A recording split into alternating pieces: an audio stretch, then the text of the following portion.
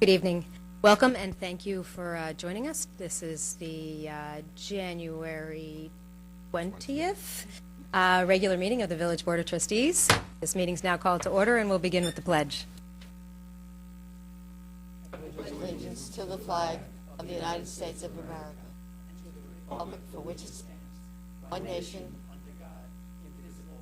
liberty and justice for all. Trustee Basemore?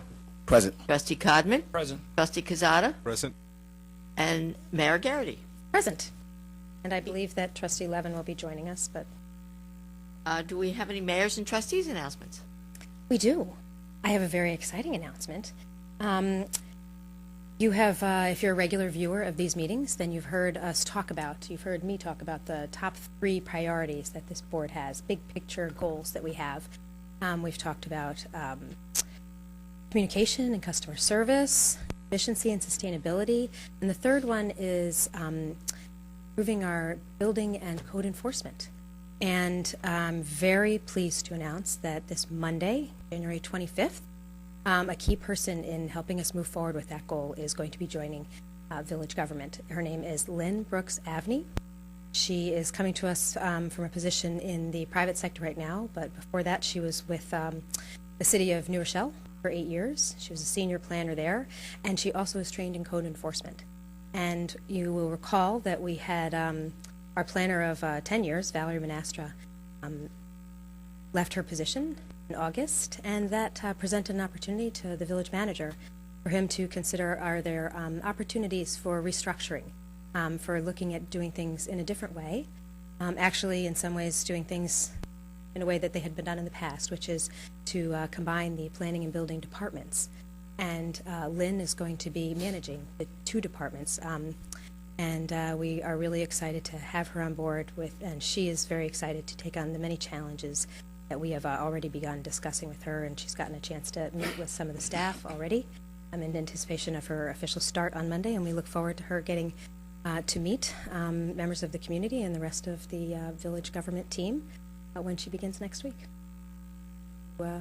Thank you to everybody who helped with the search and the decision making. Thank you to the manager for his forward-thinking ideas of how we might be able to find some efficiencies and really make the most of the resources that we have, and as we bring in new people.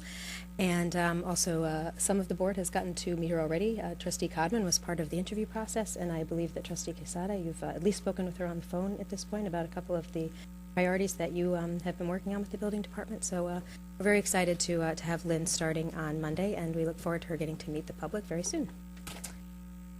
Anyone else? Yeah, I want to make everybody aware of an event on Saturday, January 30th. The Village Arts Committee is putting on another mixer, and we're going to do it at the Elks Lodge, uptown Ossining. It's the place where Swiss Brasserie used to be, and now the Elks Lodge. And anyway, Mark Sinnis and 825, they're a group from Croton, and we're looking forward to having folks come and listen to him and learn more about our Arts Committee and how we want to bring the arts together, have more arts, more activity around performing, visual arts, and the like. So that's Saturday, January 30th. Starts at 8 o'clock, and hope to see you there. No date? No date? Well, it's the 30th of January. Well, people in Austin can walk there. Okay. Any other announcements from the board members? No. Trustee Basemore. And welcome, Rika Levin. Thanks. Sorry I'm late. No, that's no problem. We understand.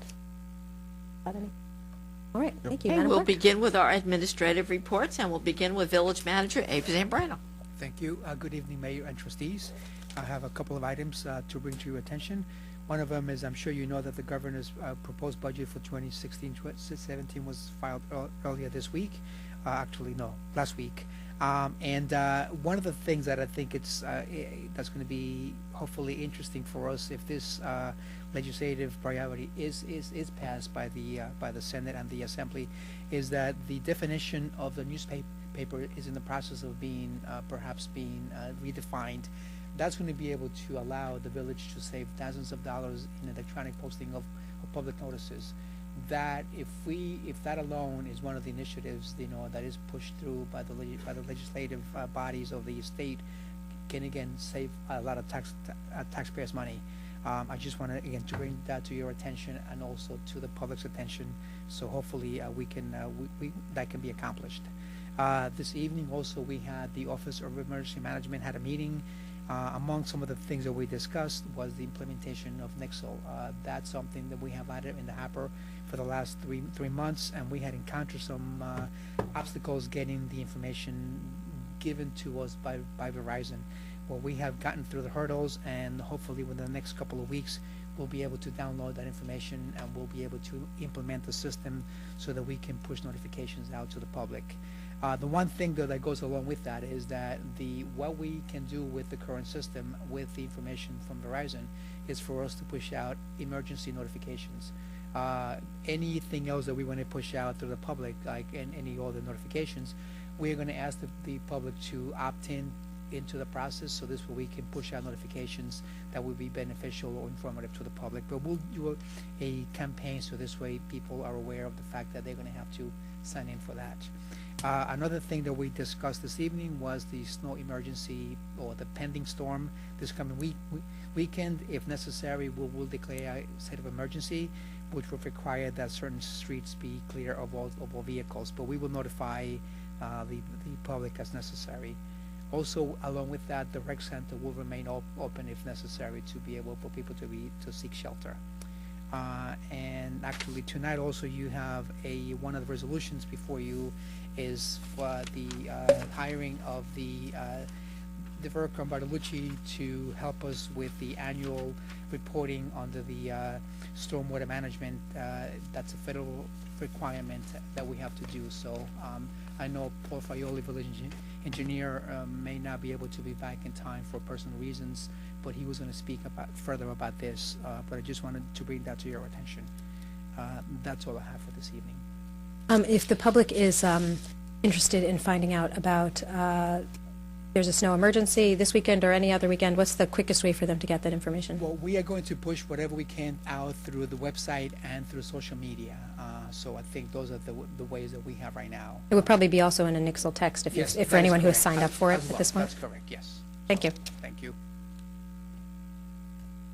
Move on to Police Chief Kevin Sylvester.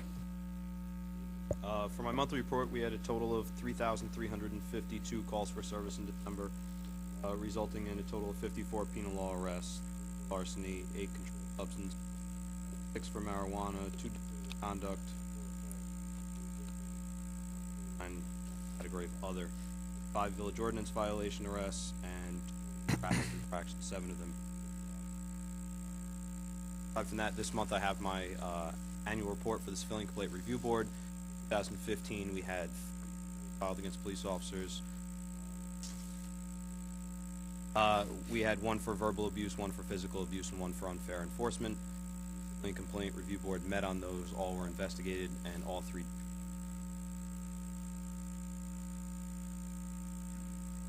Move on to Corporation Counsel, Lori Lee Dixon. Thank you.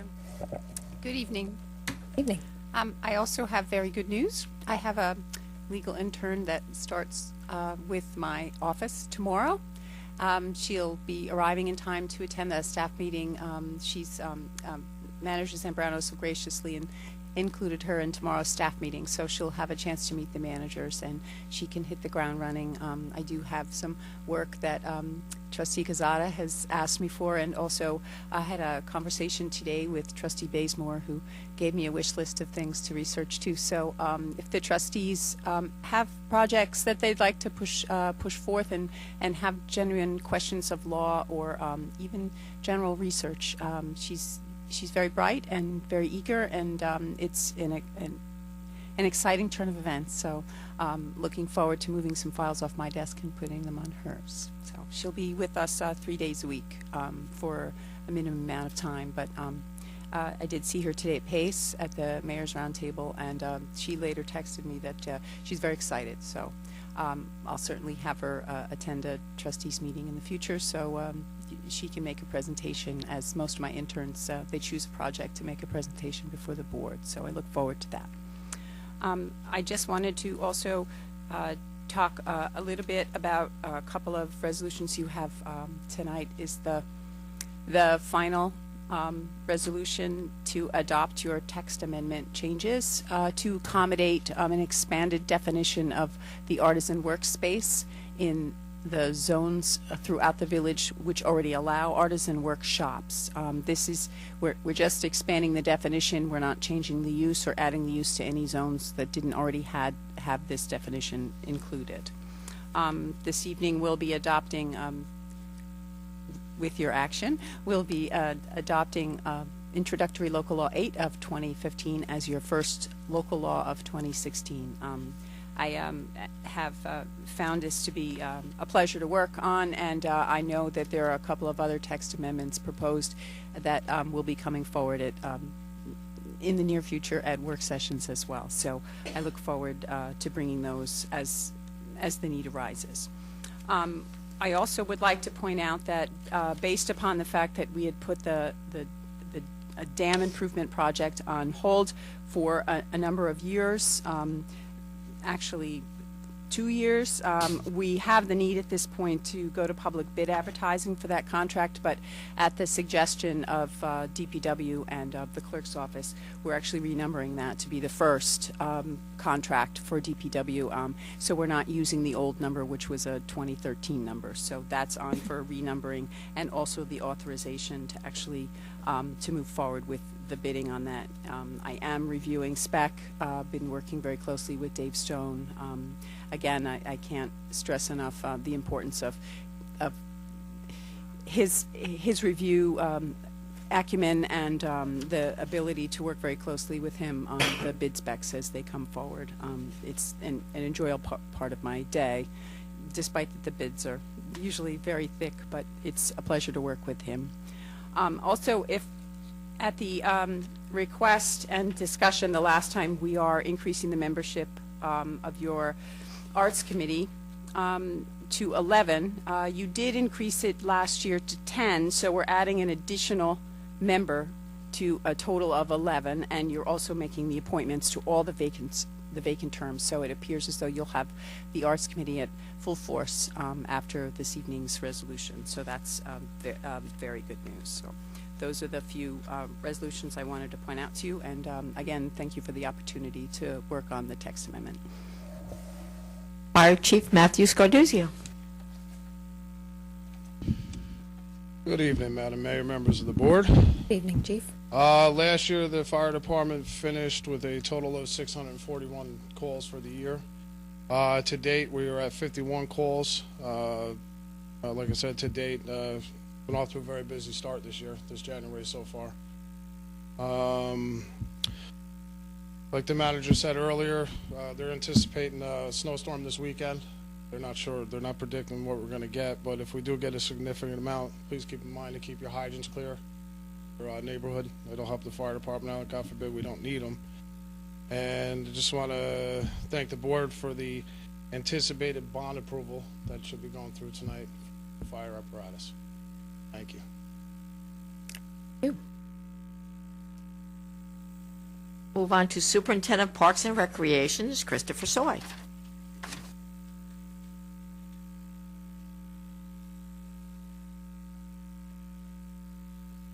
Good evening, Mayor, trustees. Evening.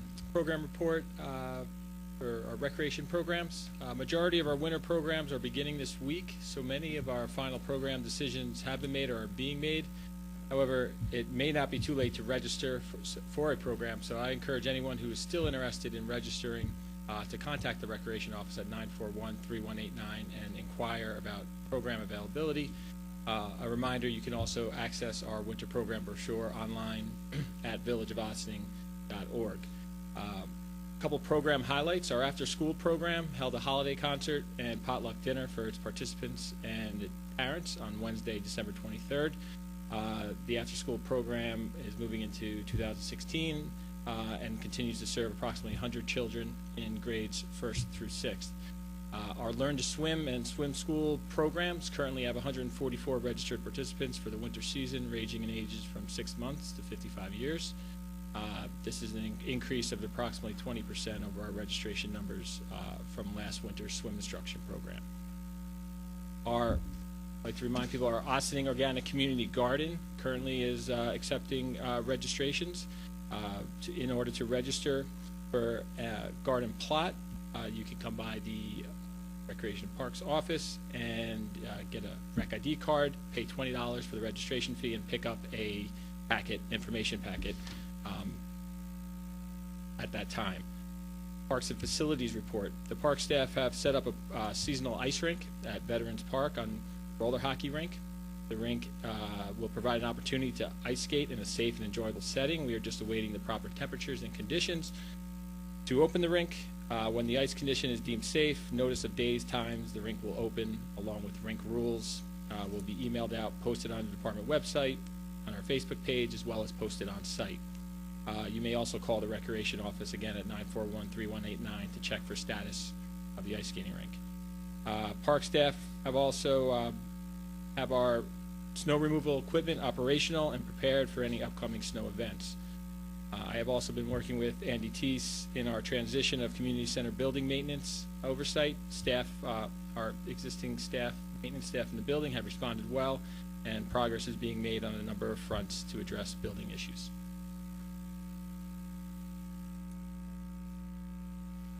Treasurer Thomas Warren.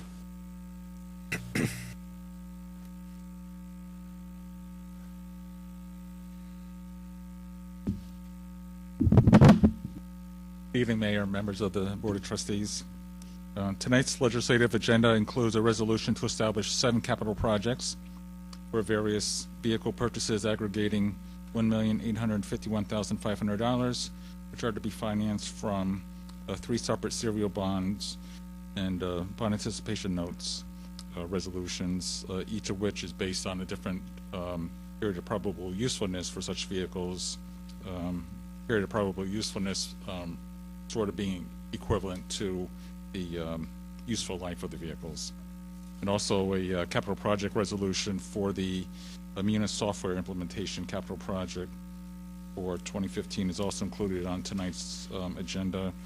It provides for appropriated fund balance of about $304,000 from the general water and sewer fund, open purchase orders for KVS software, which is being canceled, for about $53,600, as well as contribution from the town of Ossining for $180,762 to finance the capital project. Also, tonight's voucher detail report, it's kind of unusual because it includes like a one-time item. Early in the year, we always put on our blanket purchase orders on the voucher detail report. The blanket purchase orders total about $6.3 million, and it's part of our self-insurance programs to allow us to draw down on the blanket purchase orders in order to pay the health insurance claims, dental claims, life insurance, as well as the workers' compensation claims, and the payments to the third-party administrators to administer the programs for us. And also tonight's voucher detail report includes a payment to AmSure for our insurance premiums of $894,783. Previous, and although we talk about being self-insured, we do have this excess insurance, which is similar to like a high deductible program, and we haven't talked about the insurance process this year. We had been getting our insurance through Arthur J. Gallagher and Company for many years, and our insurance broker went to AmSure. So we interviewed him over the summer and asked if he would continue to serve as our insurance broker, since he was familiar with the village and our insurance program. And the village manager did ask him if he would look at different options for us, which is something that we haven't done for several years. And so he did reach out to other types of insurance markets, including Irma and Compliance, in order to get more traditional insurance quotes. But after reviewing all the options, we concluded that at least for this year, it was most cost beneficial for the village to retain the type of insurance program that we have. But the good news is that actually our insurance premiums for 2016 are almost $51,000 less than what they were for 2015 for the same insurance coverage, for savings of about 5.35% on the premiums. Property taxes. With the new year upon us, I have this friendly reminder for the payment and collection of village property taxes. The first installment of the 2016 village property taxes is due this month by February 1st, actually, because January 31st is a Sunday. We're collecting the first installment payments until February 1st. Tax payments may be made in person at the municipal building between 9 and 4:30, by mail, or on the village's website, villageofossining.org, during the month of January, and then we also collect on the website during July as well. If there's any questions, taxpayers are encouraged to call us at 941-2581. And as the 2015 fiscal year end comes to a close, unpaid 2015 property taxes is about $210,000, and is actually less than the amount from a year ago, which was $273,000, and this $210,000 represents a very high collection rate of 99.03%, which is a very high amount, and this unpaid portion represents a very, very small portion of the total tax warrant, which was $21.7 million for the year. We're still continuing our efforts to collect the 2015 taxes, and we'll soon be beginning another year of the in-rem enforcement of the tax liens. Unpaid tax liens, which are prior year taxes from 2014 to the end of 2015, is actually only about $8,900 higher. So between the current 2015 taxes and the unpaid delinquent tax liens, still have a lower amount of unpaid taxes at the end of 2015 as compared to as of the end of 2014. And in the past, I've always talked about the 60-day collection period that we have to evaluate early in the year in order to, under generally accepted governmental accounting principles, bring in revenues collected in those first 60 days back into the old year. So right now, with the $50,000 so far net that we've been able to reduce property taxes, that will hopefully translate to an increase in fund balance for the year. Sales tax revenues. The fourth quarter sales tax distribution revenues was $930,216, which is up about $10,400 from the third quarter, and about 0.5% higher than a year ago. This was the highest quarter for 2015.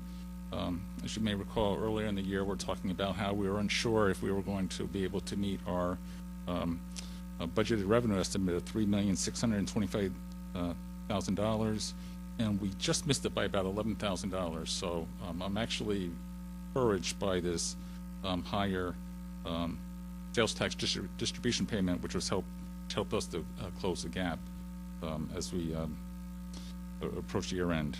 Water and sewer rent revenues, we're still billing revenues for 2015 into the first 3 months in 2016 because we bill on a lag. We also have quarterly bills that are cyclical each month. But the good news is that it looks like that we're going to meet, we're going to exceed our target budget goals for the year. And I'll have the actual numbers in my written report that I'll submit and we'll have in the minutes. Overnight hardship parking exemptions. I haven't talked much about this this past year, but as the year closes, we actually processed 1,440 overnight hardship parking exemptions in terms of vehicle counts. The actual number of applications processed was less than that, but I did want to remind residents that the application is on the village's website and is also available from the clerk's office, the finance department, the police department, and here in the hallway outside the town justice court office. And that's what I have. Thank you. Thank you. Thank you, Tom. Thank you, Tom. You're good. Director of Code Enforcement, Al Sirocco.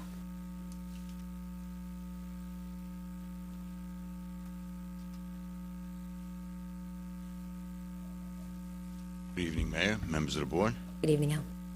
I have our 2015 final report, activity report. Just going to give you an overview as far as for our year-ending results. Total complaints year-to-date were 684. Complaints closed year-to-date, 454. Notice of violations issued year-to-date was 300 with 810 counts. Notice of violations closed year-to-date, 176 with 355 counts. Court appearance tickets, we issued 90 this year with 371 counts. Total court appearance tickets closed year-to-date, 29, and the total court fines year-to-date were $26,475. Building permits, we issued this month 28 new permits, fee totaling $5,694. Year-to-date, we had 370 permits issued with a fee totaling $133,198. Just to give you a breakdown of building permits for this month, just to name a few, we have issued building permits for renovations, which include projects such as a couple of residential kitchen and bathroom alterations, a rebuild of a screened-in porch and rear deck, a commercial ADA-compliant bathroom, a commercial restaurant alteration, and a commercial office renovation, just to name a few. Some of the other building permits issued have been for 5 oil tank removals and replacements, 5 new roof replacements, and 8 solar panel installations this month. Moving forward, certificate of occupancies, we issued 22 certificates of occupancy this month. Year-to-date was 296. Affidavit fees, year-to-date, $6,046.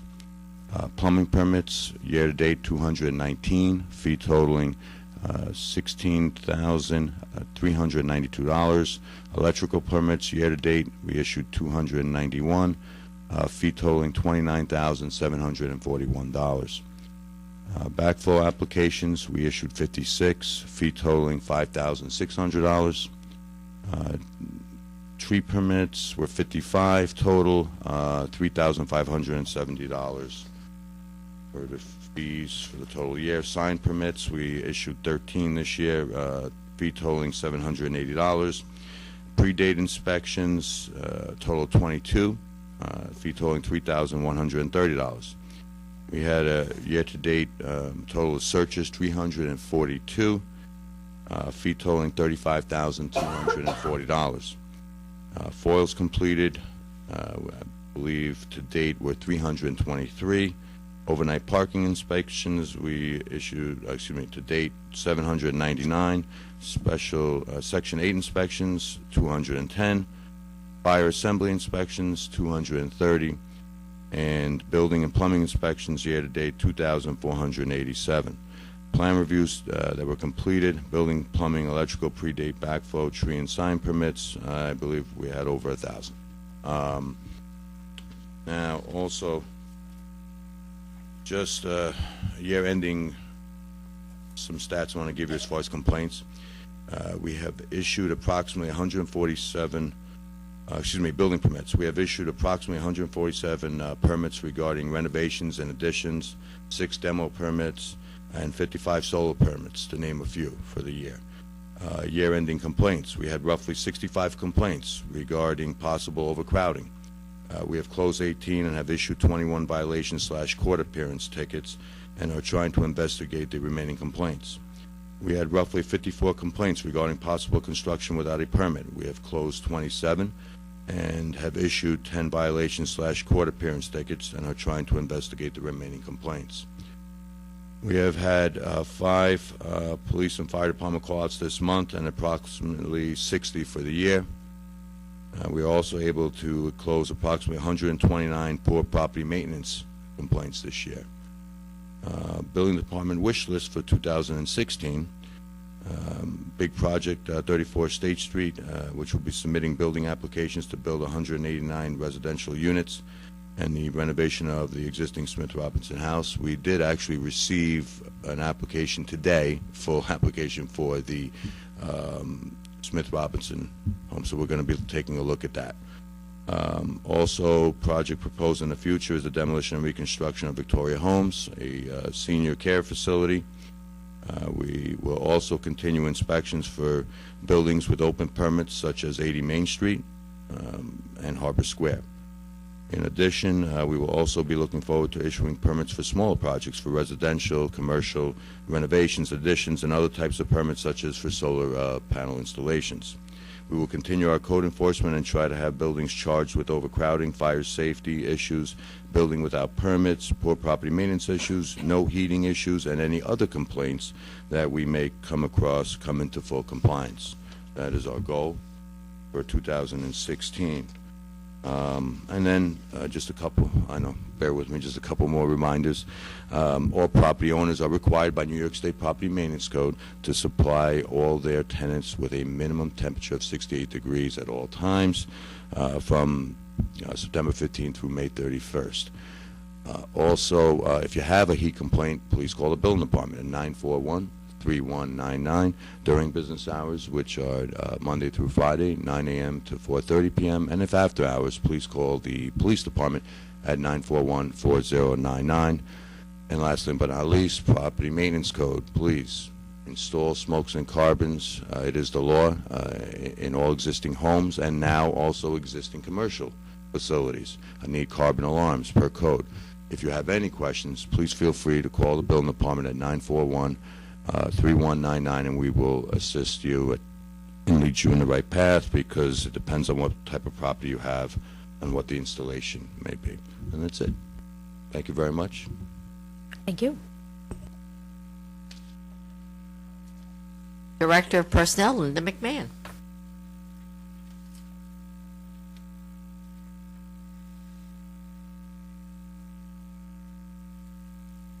Good evening, Mayor and Board of Trustees.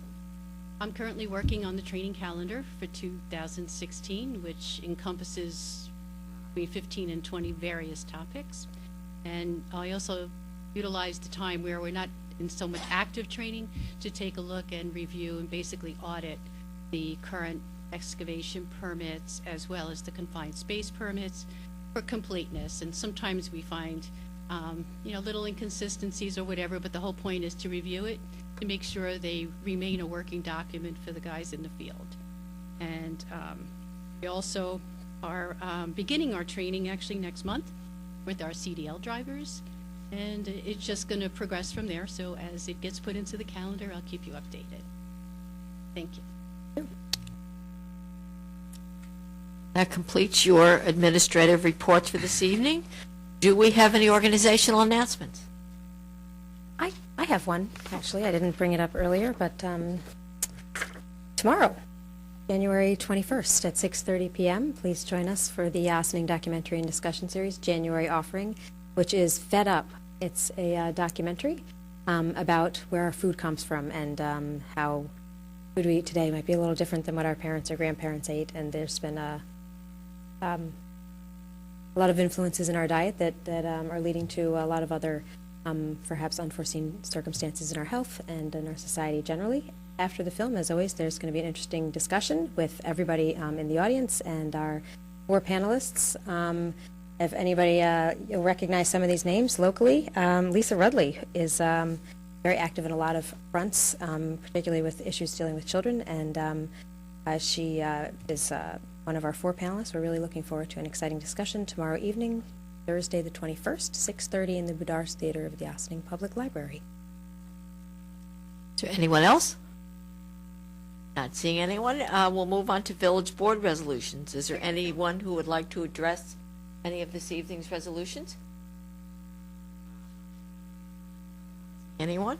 Resolved, the Board of Trustees of the Village of Ossining hereby approves the minutes of the January 6th, 2016 reorganizational meeting as presented.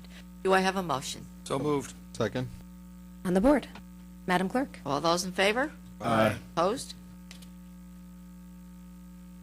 Resolved, the Board of Trustees of the Village of Ossining hereby approves the voucher detail report dated January 20th, 2016 in the amount of $1,505,038.52 for 2015, $6,303,709 for 2016 with a grand total of $7,808,747.52.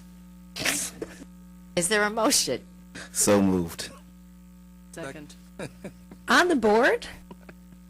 I would like to, I just want to say thank you, Tom, for clarifying that amount. I also like to Very thank John Cobbin for helping me with the voucher report this term. It was my first one, so a lot of paper. Yeah, it was a big one to start with. Yeah. So thank you, John. Happy to help. All those in favor? Aye. Opposed? Whereas the Board of Trustees wishes to establish a capital project to account for costs associated with the implementation of the Munis software system, which is part of the village's 2016 capital plan. Now therefore be it resolved, the following capital project budget is established as of December 2015, including interfund transfers and appropriated fund balance from the general water and sewer sewer funds in 2015 as follows. Increased capital project fund appropriation, $538,610. Increased capital project fund estimated revenues, $538,610. Increased general water and sewer fund appropriations, $357,848. Decreased general fund and sewer fund appropriations, the amount of $53,586. And the increase general water and sewer appropriated fund balance, total increase to your general water and sewer appropriation fund balance is $304,262. And you have project number 2163, Information Technology Munis Implementation, 2016, in the amount of $538,610. Do I have a motion? So move. Second. On the board. Madam Clerk? All those in favor? Aye. Opposed? Finance establishment of various capital projects. Whereas the Board of Trustees wishes to establish capital projects for various capital purposes and purchases which were part of the village's 2016 capital plan. Now therefore be it resolved, the following capital project budgets are established as follows. Increased capital project funds, account number 505-3120, 2164 Police Department vehicles, $186,500. 505-3120, 2165 Police Department mobile data terminals, $70,000. 505-3410, 2166 Fire Department engine pumper apparatus, $675,000. 505-3620, 2167 Building Department vehicles, $25,000. 505-5110, 2168 DPW and Water Department trucks, $215,000. 505-8160, 2169 DPW refuge and garbage trucks, $450,000. 505-8130, 2170 DPW sewer jet truck with camera, $230,000, with a total increase to capital project fund appropriations of $1,851,500.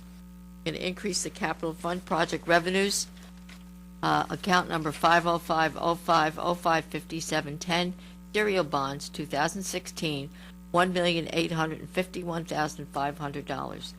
And then you have your project names, project 2164, police vehicles 2016, $186,500. 2165, police department mobile data terminals 2016, $70,000. 2166 Fire Department engine pumper apparatus 2016, $675,000. 2167 Building Department vehicle 2016, $25,000. 2168 DPW and Water Department trucks, $215,000. 2169 DPW refuge and garbage trucks, $450,000, and 2170 DPW sewer jet truck with camera, $230,000. Do I have a motion? So moved. Second. On the board. Madam Clerk? All those in favor? Aye. Opposed? Now, these bond resolutions will all be roll call votes. A resolution authorizing the purchase of various vehicles, machinery, and apparatus for construction and maintenance in and for the Village of Ossing, Westchester County, New York, at a maximum estimated cost $895,000 and utilizing the issuance of $895,000 serial bonds of said village to pay the cost thereof. Be it resolved by the affirmative vote of not less than two-thirds of the total voting strength of the Board of Trustees of the Village of Austin, Westchester County, New York as follows. Section 1, the purchase of various vehicles, machinery, and apparatus for construction and maintenance in and for the Village of Austin, Westchester County, New York, is hereby authorized at a total maximum estimated cost of $895,000.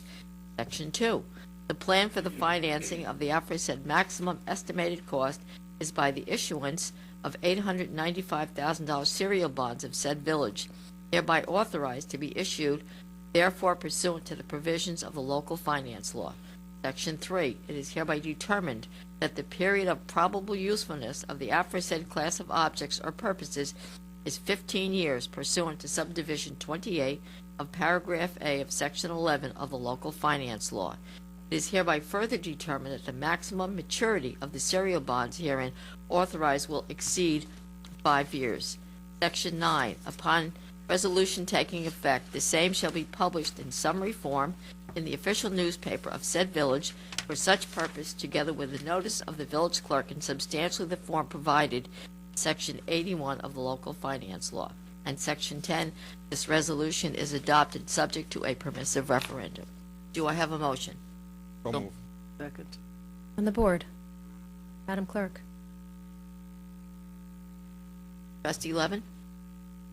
Yes. Trustee Cazada? Aye. Trustee Codman? Aye. Trustee Bazemore? Aye. And Mayor Garrity. Aye. A resolution authorizing the purchase of a fire engine pumper for the Village of Austin, Westchester County, New York, at a maximum estimated cost of $675,000, and authorizing the issuance of $675,000 serial bonds of said village to pay the cost thereof. Be it resolved by the affirmative vote of not less than two-thirds of the total voting strength of the Board of Trustees of the Village of Austin, Westchester County, New York as follows. Section 1. The purchase of a fire engine pumper for the Village of Austin, Westchester County, New York is hereby authorized at a total maximum estimated cost of $675,000. Section 2. The plan for the financing of the aforesaid maximum estimated cost is by the issuance of $675,000 serial bonds of said village, hereby authorized to be issued therefore pursuant to the provisions of the local finance law. Section 3, it is hereby determined that the period of probable usefulness of the aforesaid specific object or purpose is 20 years, pursuant to subdivision 27 of paragraph A of section 11 of the local finance law. It is hereby further determined the maximum maturity of the serial bonds herein authorized will exceed 5 years. Section 9, upon this resolution taking effect, the same shall be published in summary form the official newspaper of said village for such purpose, together with a notice, village clerk in substantially form provided in Section 81 of the local finance law. In Section 10, this referendum is adopted subject to permissive referendum. Do I have a motion? So moved. Second. On the board, Madam Clerk. Trustee Bazemore? Aye. Trustee Codman? Aye. Trustee Cazada? Aye. Trustee Levin? Aye. And Mayor Garrity. Aye. A resolution authorizing the purchase of various vehicles and equipment for the Village of Austin, Westchester County, New York, at a maximum estimated cost of $281,500, and authorizing the issuance of $281,500 serial bonds of said village to pay the cost thereof. Be it resolved by the affirmative vote of not less than two-thirds of the total voting strength of the Board of Trustees of the Village of Austin, Westchester County, New York, as follows. Section 1, the purchase of various vehicles, $211,500, and computer equipment for police vehicles for $70,000 for the Village of Austin, Westchester County, New York, is hereby authorized at an aggregate maximum estimated cost of $281,500. Section 2, it is hereby determined that the plan for the financing of the aforesaid maximum estimated cost shall be by the issuance of $281,500 of serial bonds of said village, hereby authorized to be issued, therefore pursuant to the provisions of the local finance law. Section 3, it is hereby determined that the period of probable usefulness of the aforesaid class of objects or purposes is 3 years for the vehicles and 5 years for the computer equipment, pursuant to subdivisions 77 and 32 respectively, of paragraph A of Section 11 of the local finance law. It is hereby further determined that the maximum maturity of the bonds herein authorized will not exceed 5 years. Section 8, this resolution shall constitute a statement of official intent for the purposes of Treasury Regulations 1.150-2. Other than is specified in this resolution, no monies are or are reasonably expected to be reserved, allocated on a long-term basis, or otherwise set aside with respect to the permanent funding of the object or purpose described herein. Section 9, this resolution takes effect immediately and shall be published in summary form in the official newspaper of said village for such purpose, together with a notice of the village claim and village clerk in substantially the form provided in Section 81 of the local finance law. Do I have a motion? So move. Second. Yeah, I'd just like to comment that we've heard an awful lot about appropriations and going to bond to make some very, very significant purchases in significant sums of money. And if you are someone who is just now tuning in to village board meetings and you haven't been following the excitement of the budget decision-making that began last fall, you might think that there wasn't much thought put into this, but actually there were many, many hours of discussion between the department heads and the manager and the board members and the managers from all the departments. And this is not something that we take lightly, but we have really gotten a good understanding of why all of these decisions have the formalization of moving forward with those decisions that were previously made. Madam Clerk. Trustee Bazemore? Aye. Trustee Codman? Aye. Trustee Cazada? Aye. Trustee Levin? Aye. And Mayor Garrity. Aye.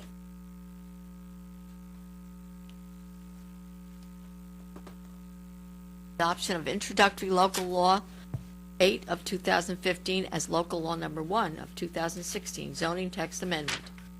Whereas the Board of Trustees of the Village of Ossining has been considering adoption of a proposed local law known as introductory local law number 8, 2015, entitled zoning text amendment, which clarifies and refines definitions of certain types of uses in the commercial and industrial use groups to encourage the crafting, serving, sampling, and distribution of artisanal products such as gelato, ice cream, confectionaries, craft beer or distilled spirits, woven, loomed, or knitted goods, and other similar small-scale crafted products. And whereas pursuant to the New York State Environmental Quality Review Act and corresponding regulations thereto, any amendment to Chapter 270 zoning is an unlisted action, and the Village Board, as lead agency, duly called for the preparation of a short environmental assessment form, including a coastal zone assessment form, and whereas in accordance with applicable provisions of the Village Code, the Village Board referred the matter to the Ossining Planning Board and the Environmental Advisory Council, and on December 16, 2015, and December 3, 2015, respectively, those entities provided a positive recommendation concerning the substance of the proposed local law and the consistency with the village's LWRP, and whereas in accordance with the general municipal law, the matter was referred to the Westchester County for its review and comment, and thereafter a positive response was received. And whereas in accordance with the New York State law, and after having provided all requisite notice thereunder, the Board of Trustees conducted a public hearing on introductory local law number 8, 2015, on January 6, 2016, at 7:30 p.m. at the Birdsall Fagan Police Court Facility, 8688 Spring Street, Ossining, New York, during which the public had the opportunity to be heard on such proposed local law, and whereas the matter was the topic of further discussion and deliberation at the public meeting on January 6, 2016, following which the Board determined there were no impediments to proceeding with adoption of the law as drafted.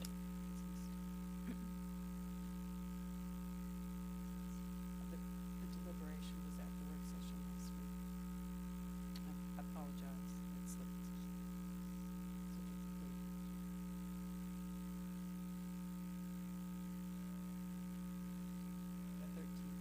The deliberation. You needed the date? Okay, as Wednesday, amended, it's 13th.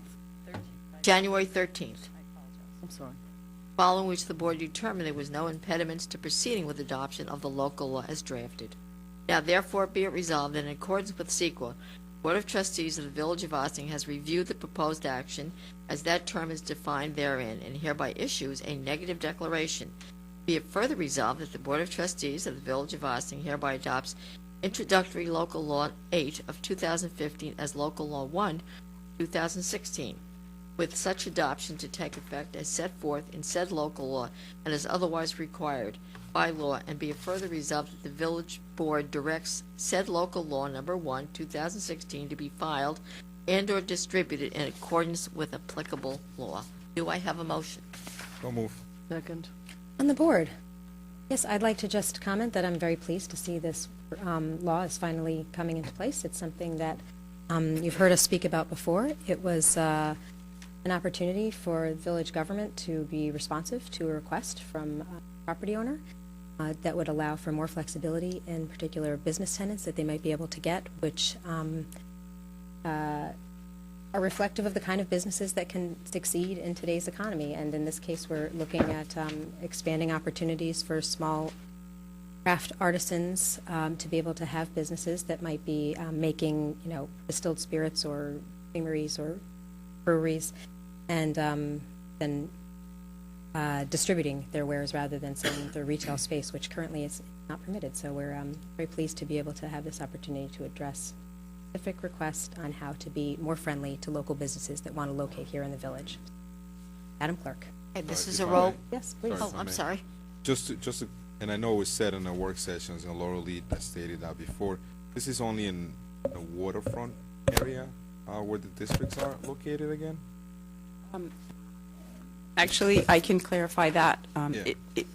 The request came from a property owner in the waterfront, but there are other areas of the zoning districts where it is actually included.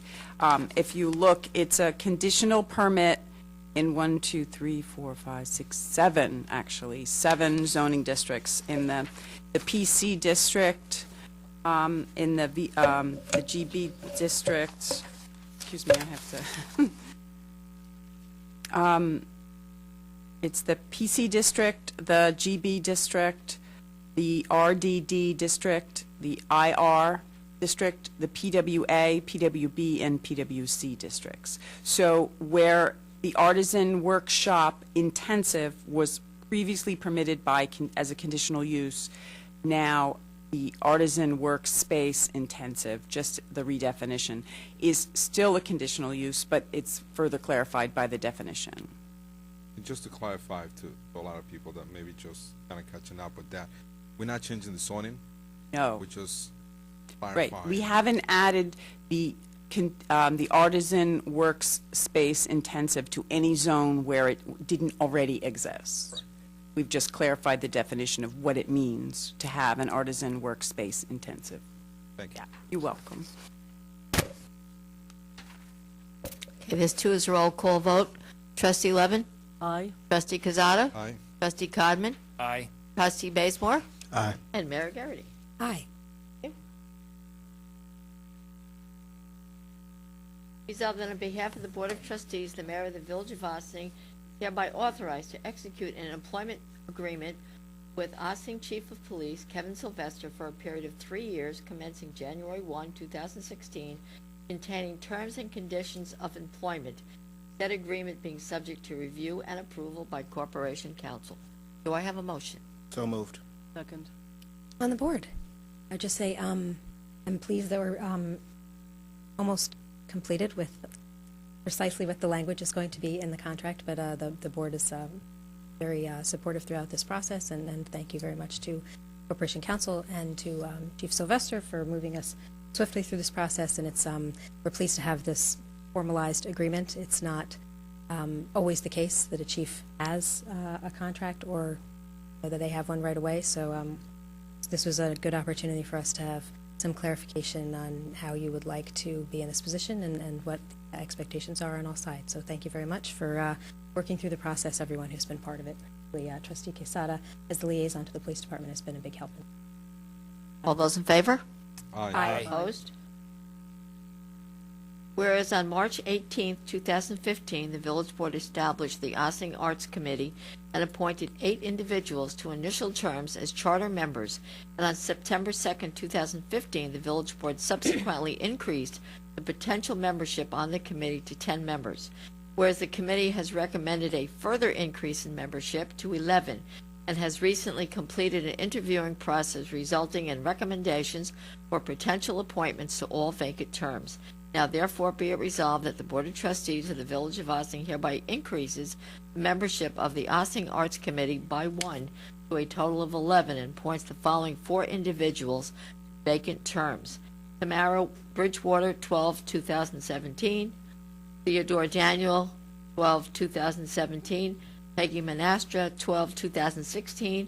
And Michelle Concha Herco, 2017. Do I have a motion? So moved. Second. On the board. Thank you for the board's support in increasing the numbers for the Arts Committee. I think as a group that started with a blank canvas, I think they've accomplished a lot, and one of their asks as part of their initial formation was to add more people to kind of get more horsepower, and also to really broaden the lens, I think, of the membership to be more representative of the village. So I'm very excited about the additional 4 members, and thanks for everybody's support. Madam Clerk. All those in favor? Aye. Opposed?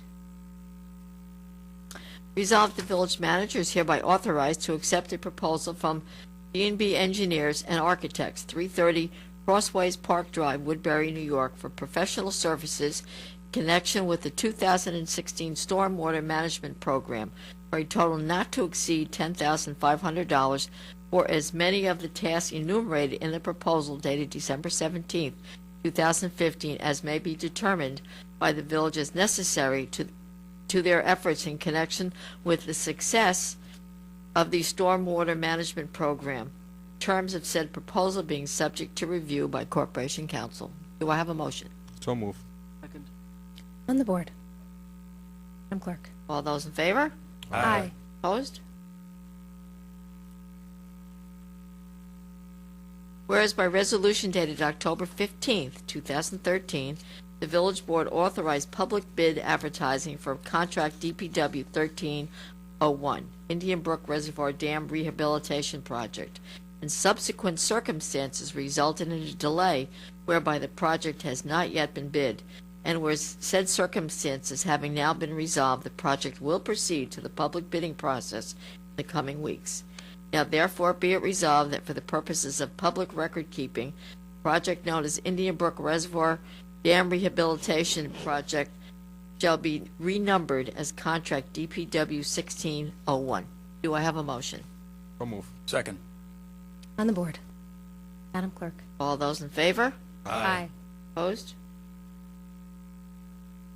Resolved that upon the recommendation of the Fire Chief, the Board of Trustees of the Village of Ossining hereby places Daniel Pankin on driver training for the Fire Department. Do I have a motion? So moved. Second.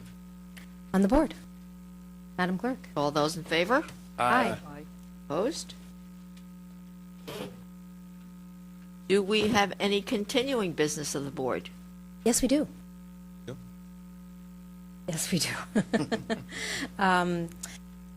We're going to invite the engineer up in a moment, but before we do, I'd like to introduce the subject, if I may. And I also want to point out, if anybody's following along at home or watching the agenda, I think inadvertently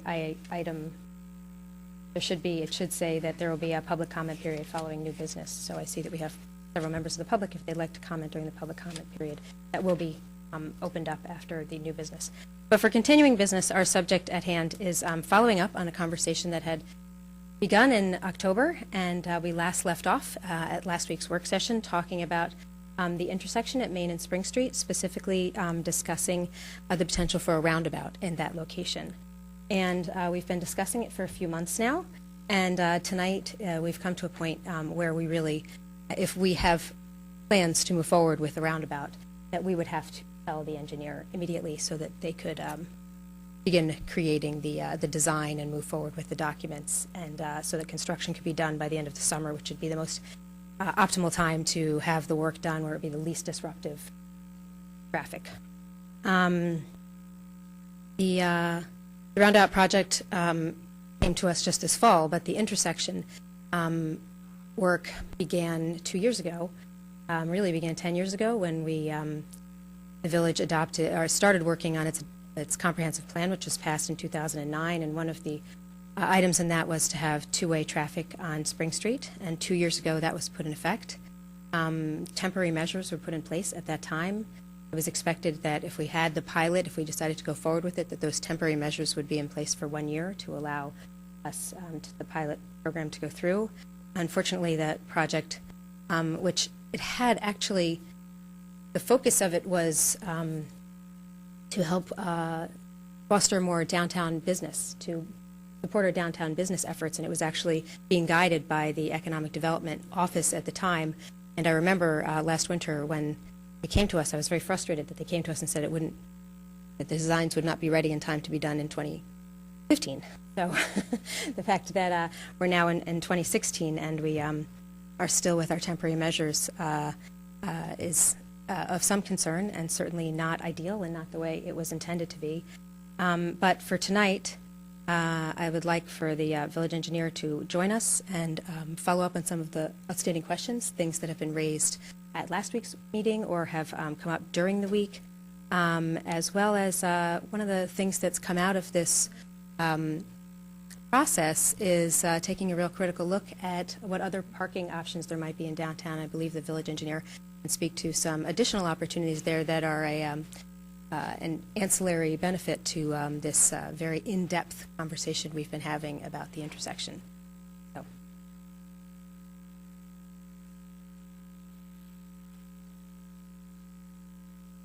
Oh, and that's fine. Go ahead, Paul, whenever you're ready. Good evening. I don't have a real format to follow, so I'll try to append some of the things you said. I was going to give a timeline as well as to how we got to where we got.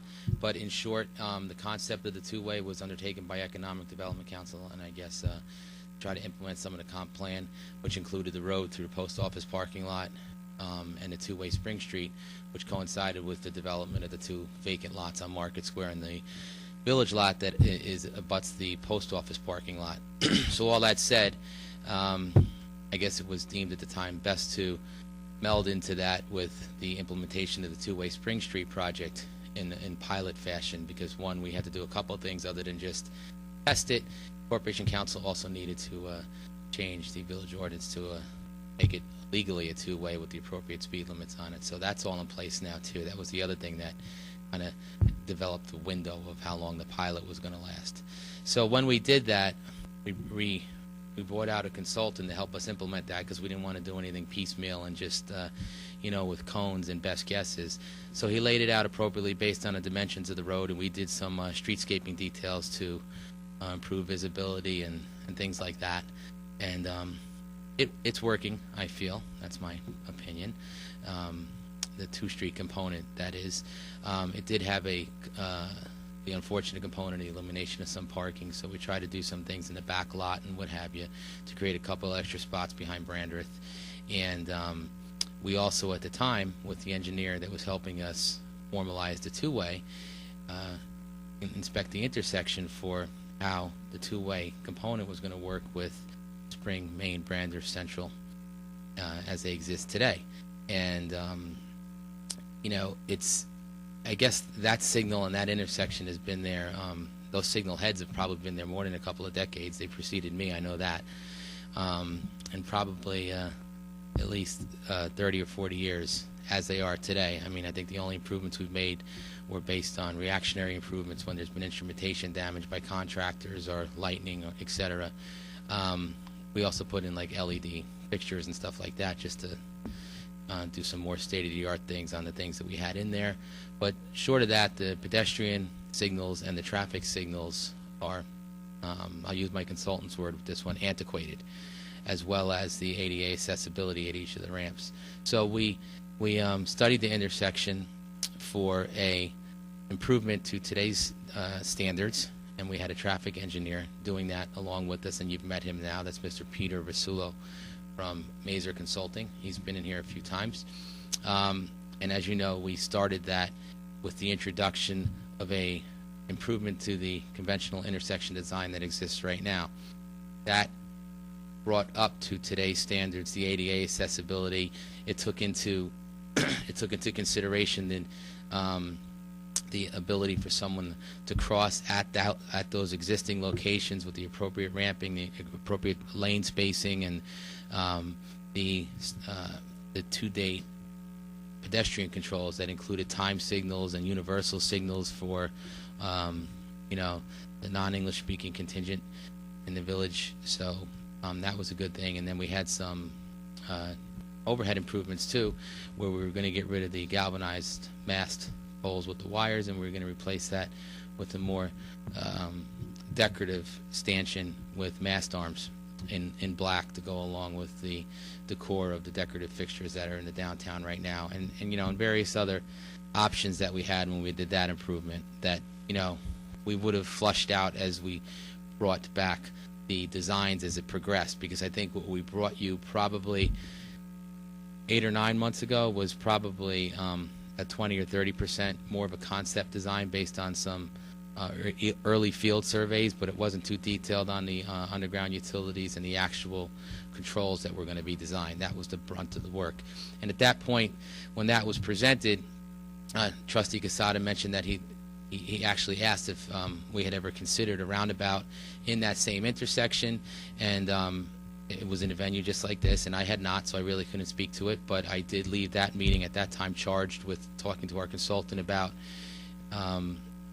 what his experience, personal experience, so I know if we were dealing with the right people, was with roundabouts. They had actually done numerous roundabouts out of their group. They were professionals in that component to traffic engineering, and we asked him to look at that intersection and its possible functioning as a roundabout. He came back to me probably after only a week or so and said, I'm not sure it will work. Who owns these parcels over here? And his parcels that he was going to encroach on, which he was going to encroach with his preliminary concept design, was Market Square and the parking lot where the Christmas tree is. So being that those were village parcels, we continued a little further into the concept design and laid out a roundabout which, using his design standards out of his office, he felt could work. And at that point, we kind of presented the design and the concept design, and the only details that we might have done were some mock-ups, so people can be a little more touchy-feely with it versus just looking at a plan view, which isn't always so easy to interpret unless you have that mindset to do that. So that made it a little more realistic for folks, and I think once that got out there, we got to where we are today, which is the back and forth as to how to proceed with which component of the capital improvement which road we were gonna go down. No pun intended.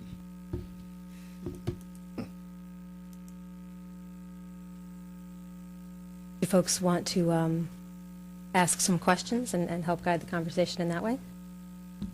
At the end, we're going to have to take a vote and see where everyone stands on whether we want to approve moving forward in 2016, but in anticipation of that, we have some questions. Yeah, I got a couple. We've had a chance to look at this, Paul, and I know that you had set up a call with Dalton from Mazer this week, and the mayor and I had a chance to talk to him. And I think one of the things that came up with this is that there's a lot of information that we've had the chance to digest that the public hasn't, and I think one of the takeaways that I had from my conversation with him had to do with the grading of traffic flow, and I don't know if you remember the specifics of it, but I do. But perhaps you can share some of those findings, the comparison between the traffic flow as it is planned now with the light and traffic flow with the rotary scheme. Sure. Actually, if I may, I'll go into a couple of design specifics and level.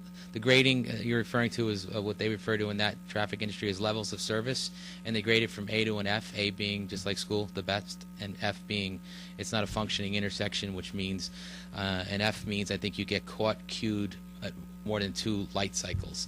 So if you have like a 1.5, 2-minute cycle to get back from green to green, and if you get caught more than twice, you're at that intersection for more than 4 minutes. Twice, 2 times 4. Anyway, some of the specifics that came out through all the interaction with either emails and questions or public comment questions or social media questions that the manager's office pulls out and shoots over. I'll try to answer some of those now, and then I think it gets to that question, your same question there. One of them was the rotaries don't work well with the topography that exists there now. Obviously, there would be some earthwork that's done when you create the rotary that would make the appropriate topography when you pull in. But the grade, the most significant grade that they did have a possible concern was when you come from the Upper Crescent or when you're coming towards the train station down Main Street, was about a 3.5% grade as you come into the rotary, which he was comfortable with once he did his finished grading on his final design. Secondly, there was what's the diameter? What are we talking about here as far as the size of a rotary and how's it going to work? First of all, the diameter that he laid out was created based on what was given, and what was given to him was he did his generic. I'm going to throw some terms around that I'm not exactly comfortable with either because I don't use them on a daily basis. Like a WD-50 trailer, which is basically a semi-tractor trailer rig with a 50-foot trailer on it, which is about as big as you get unless a double trailer comes into the village, but I haven't seen that, and I don't think there's any expectation of that.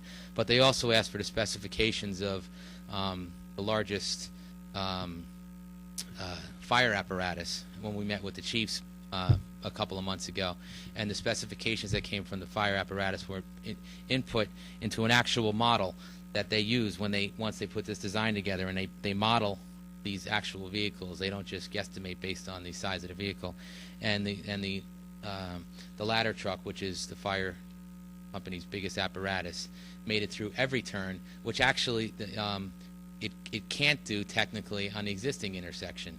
It can't make every turn, and there really won't be the necessity for that because the turn they wouldn't be able to make would be coming up Central, and that's not where the ladder's stationed, so that wasn't really an issue presently. I don't want to scare anybody with that, but it can make every single turn if in the roundabout design, and it would be able to make every turn if we did some encroachment on the conventional intersection design as well, but the encroachment would be at that Central Avenue turn, which I'm not sure what ability we have before we get into a private public property issue. So anyway, that the diameter that they sized based on the vehicles that were given to them was 110 feet, which, just to give you an idea of what that does as far as encroachment, I don't know if folks remember, there were so many meetings, but one of the meetings he threw up a picture of what parking we're losing if the roundabout was put into play, and the roundabout, just roughly scaling it off that drawing that was displayed. And I don't know if you want to zoom in here, but if you can zoom in on that and you look at the purple section in the lower left where it comes into Market Square, that encroaches Market Square about 45 feet, plus or minus 5 feet. I'm just eyeballing it from the drawing, but roughly 45 feet. So if everybody knows Market Square now, it would come into where the seating area is now, and that would become the southeast corner or the southeast area of the Rotary. And of course, the sidewalk would be behind that to allow for the contiguous thoroughfare from Spring to Church or Upper Main and then Church Street. The encroachment at the Christmas tree would be about half that. It would be about 20 feet. You would probably just, what he's proposing here is just to hack off that little end that makes that such a tough right turn, which is now you're able to do now that you made Spring Street two-way. But it doesn't impact any of the parking area. In fact, I think if we wanted to, the tree could probably be maintained, but that would allow the larger vehicles to make the right turn onto Spring Street, which is kind of a tough negotiation now, which is also why in the pilot program that we have now, we have that center stop bar for the light backed way up into Spring Street, so the people can still, that do want to try that with the larger vehicles, can make that turn. But it's tough to make.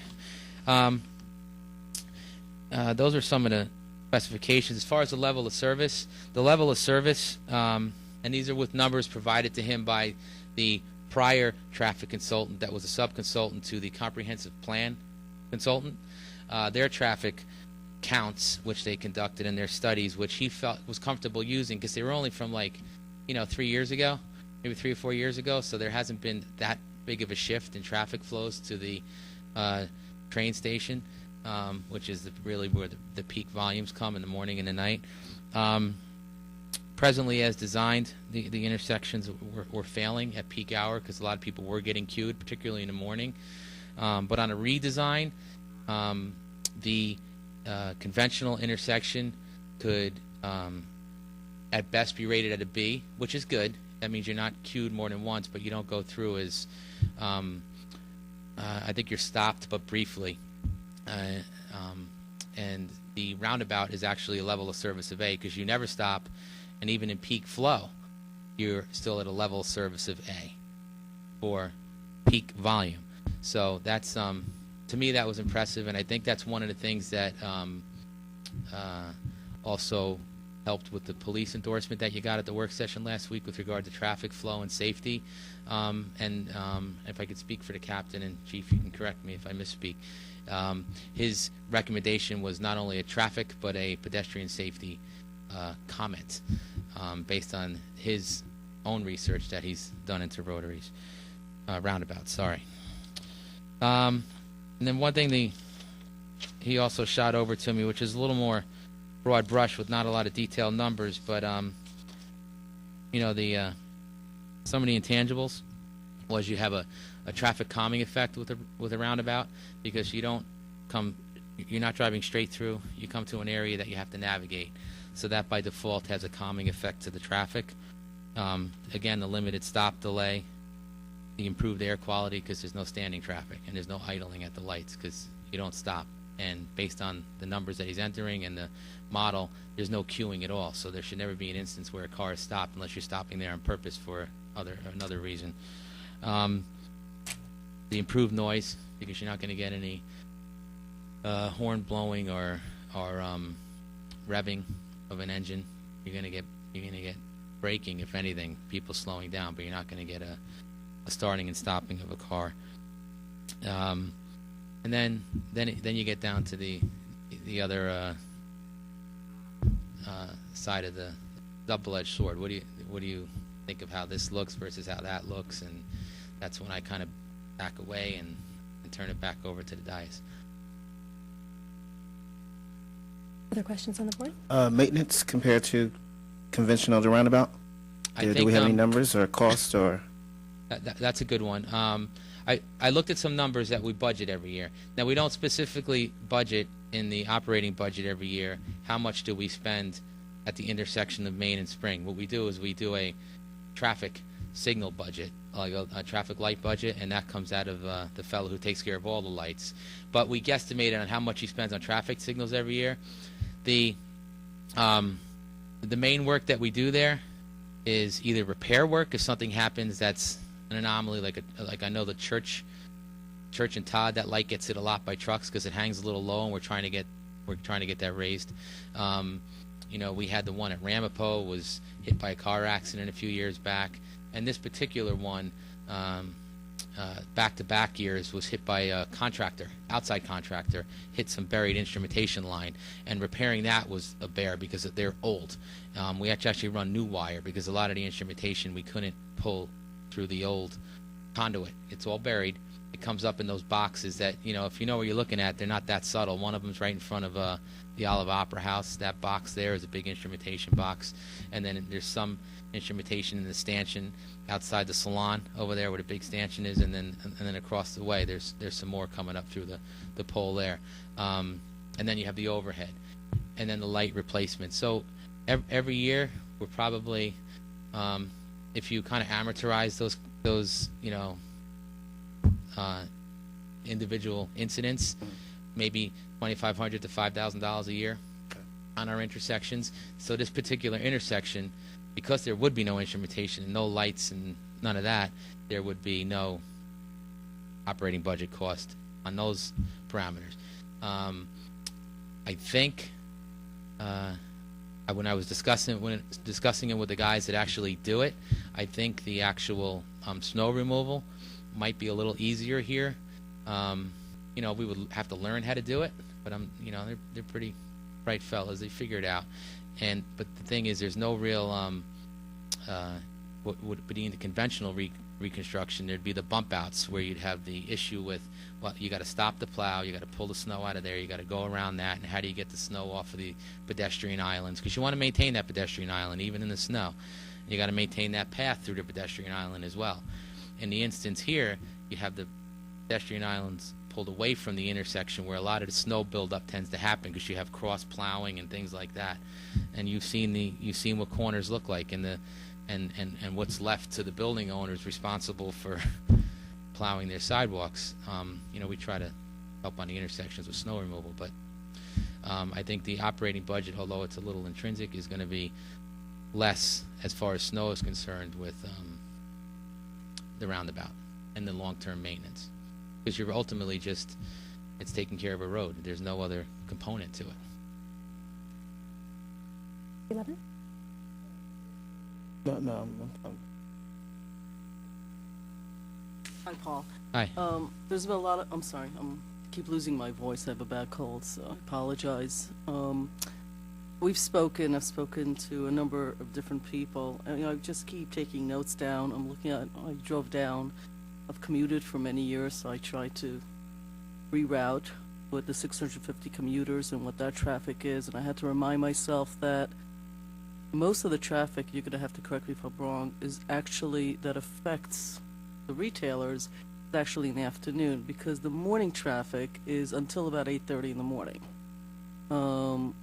So most of the retail establishments, except for the delis, I think aren't really operating at full speed at those hours. So those are some of the elements. I sort of asked you about what does it do to traffic and backup, and it seems to me that the big issue is the traffic coming back up in the afternoon. Yeah, it's the And queue. what that does. It's actually the queuing either way, I find. Okay. Just in my own personal Right. experience being down there on both hours. You have queuing that goes up to Highland Avenue Mhm. from Main and Spring. That's a little troubling for people that are doing the in and out. You know, the people that are going in and out of Westchester Tobacco or, you know, Open Door, if they're hitting those spots and want to pull back out, it's tough to back out when those cars are queued and they're waiting to go to the station because no one wants to let you in because they want to get to the train, and it just stays queued.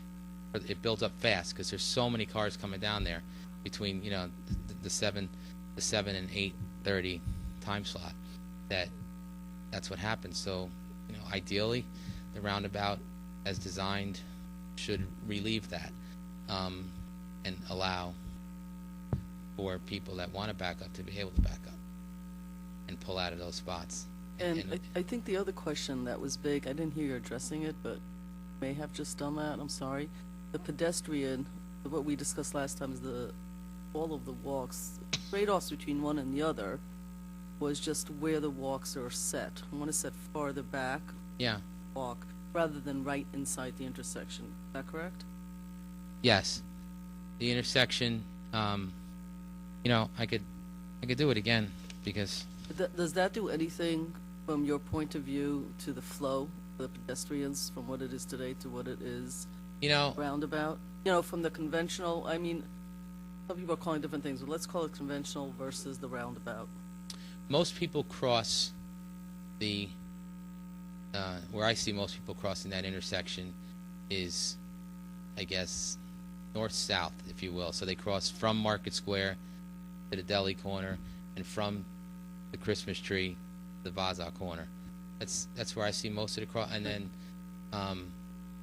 as it exists now in the conventional design. The other crossing that's highly used, which is new, was from the deli to the salon. So that's why we actually painted that one and created those islands to facilitate that crossing there. With the roundabout, you would pull out the pedestrians away from the roundabout flow and put them more into a crossing situation. I think the analogy I made last time was at Sassanora Plaza, where the peace sign sculpture is, or the Let It Roll sculpture. Right. Sorry, and that's how people cross there, and that's not signalized. And these wouldn't be either. These would just be cross one lane, look the other way, cross the other lane. It would be like crossing the road with a safety island in the middle. Thanks.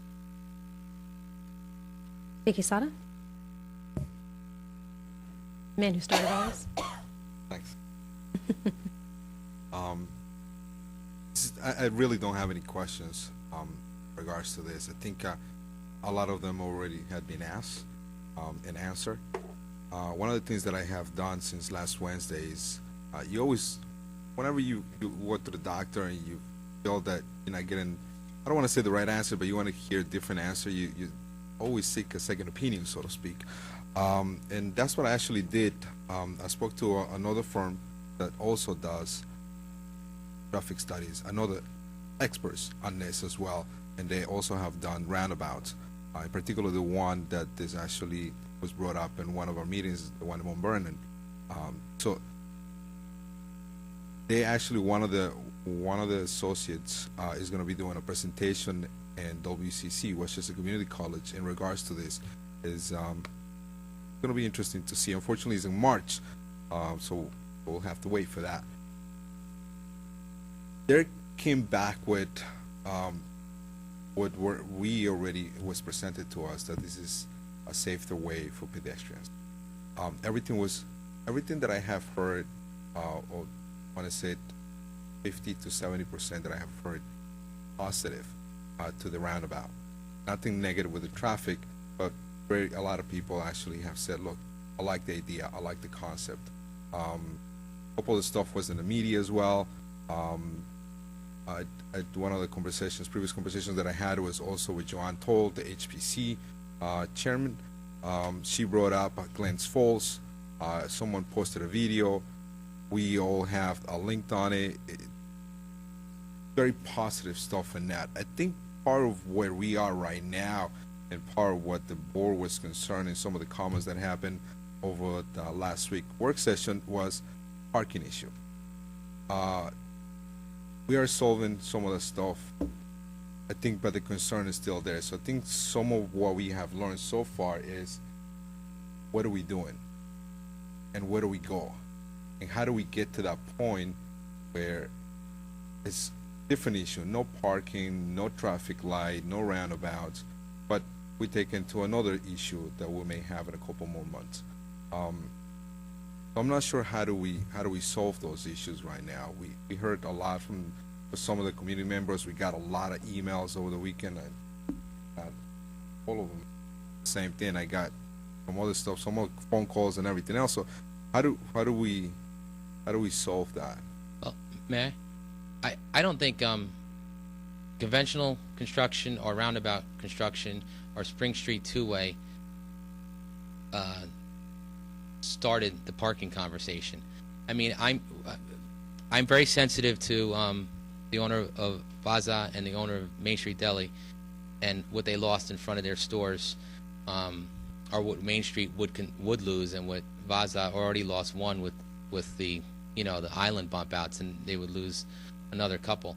I get it, and in that vein, and maybe I could have done it even before Anita started myself. I went and looked around some of the existing parking areas that we do have, and there's some things in there that are landscape oriented, that if we want to forego that detail, we could probably create some more spots right there, right in our parking lot that abuts the post office parking lot.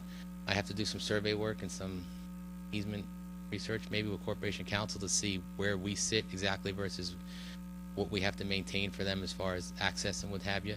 But I think I could probably create 5 or 10 spots right there just by pulling out some landscaping and creating some extra parking on the street and moving some hydrants around just in that area. And for lack of a better way of putting it, I can't make it any closer than that unless we created stacked parking there, because that's right across the street from both of those establishments and right in downtown. where most people want to park. There's also some other options which we can explore, but it's not as low-hanging fruit as that. So, you know, I don't know if we're going to go down those other roads, i.e. if we want to do something different in Market Square, if you don't develop and want to do enhanced parking in there, if we want to go up into that lot that abuts the Verizon building, which is a little more complicated to actually construct and maintain, but there's options there for a few spots. But again, the low-hanging fruit, regardless of what path we take, I discussed this with the manager, I plan on implementing within our operating budget as it stands in the spring. So that's how we're doing the immediate parking. But just to reference your big picture parking comment, I mean, this is my 15th year I'm in now, and starting at that point, people were talking about parking structures behind Brandreth, parking structures in the post office parking lot. Everybody that builds a building needs to put parking underneath it. I've heard it all. Some things come to fruition, some didn't. So you're right. Okay. We'll be back in just a moment.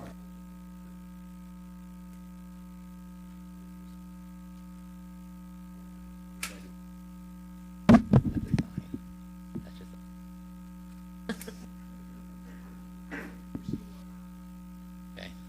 Broken? Thank you. It was nice working here.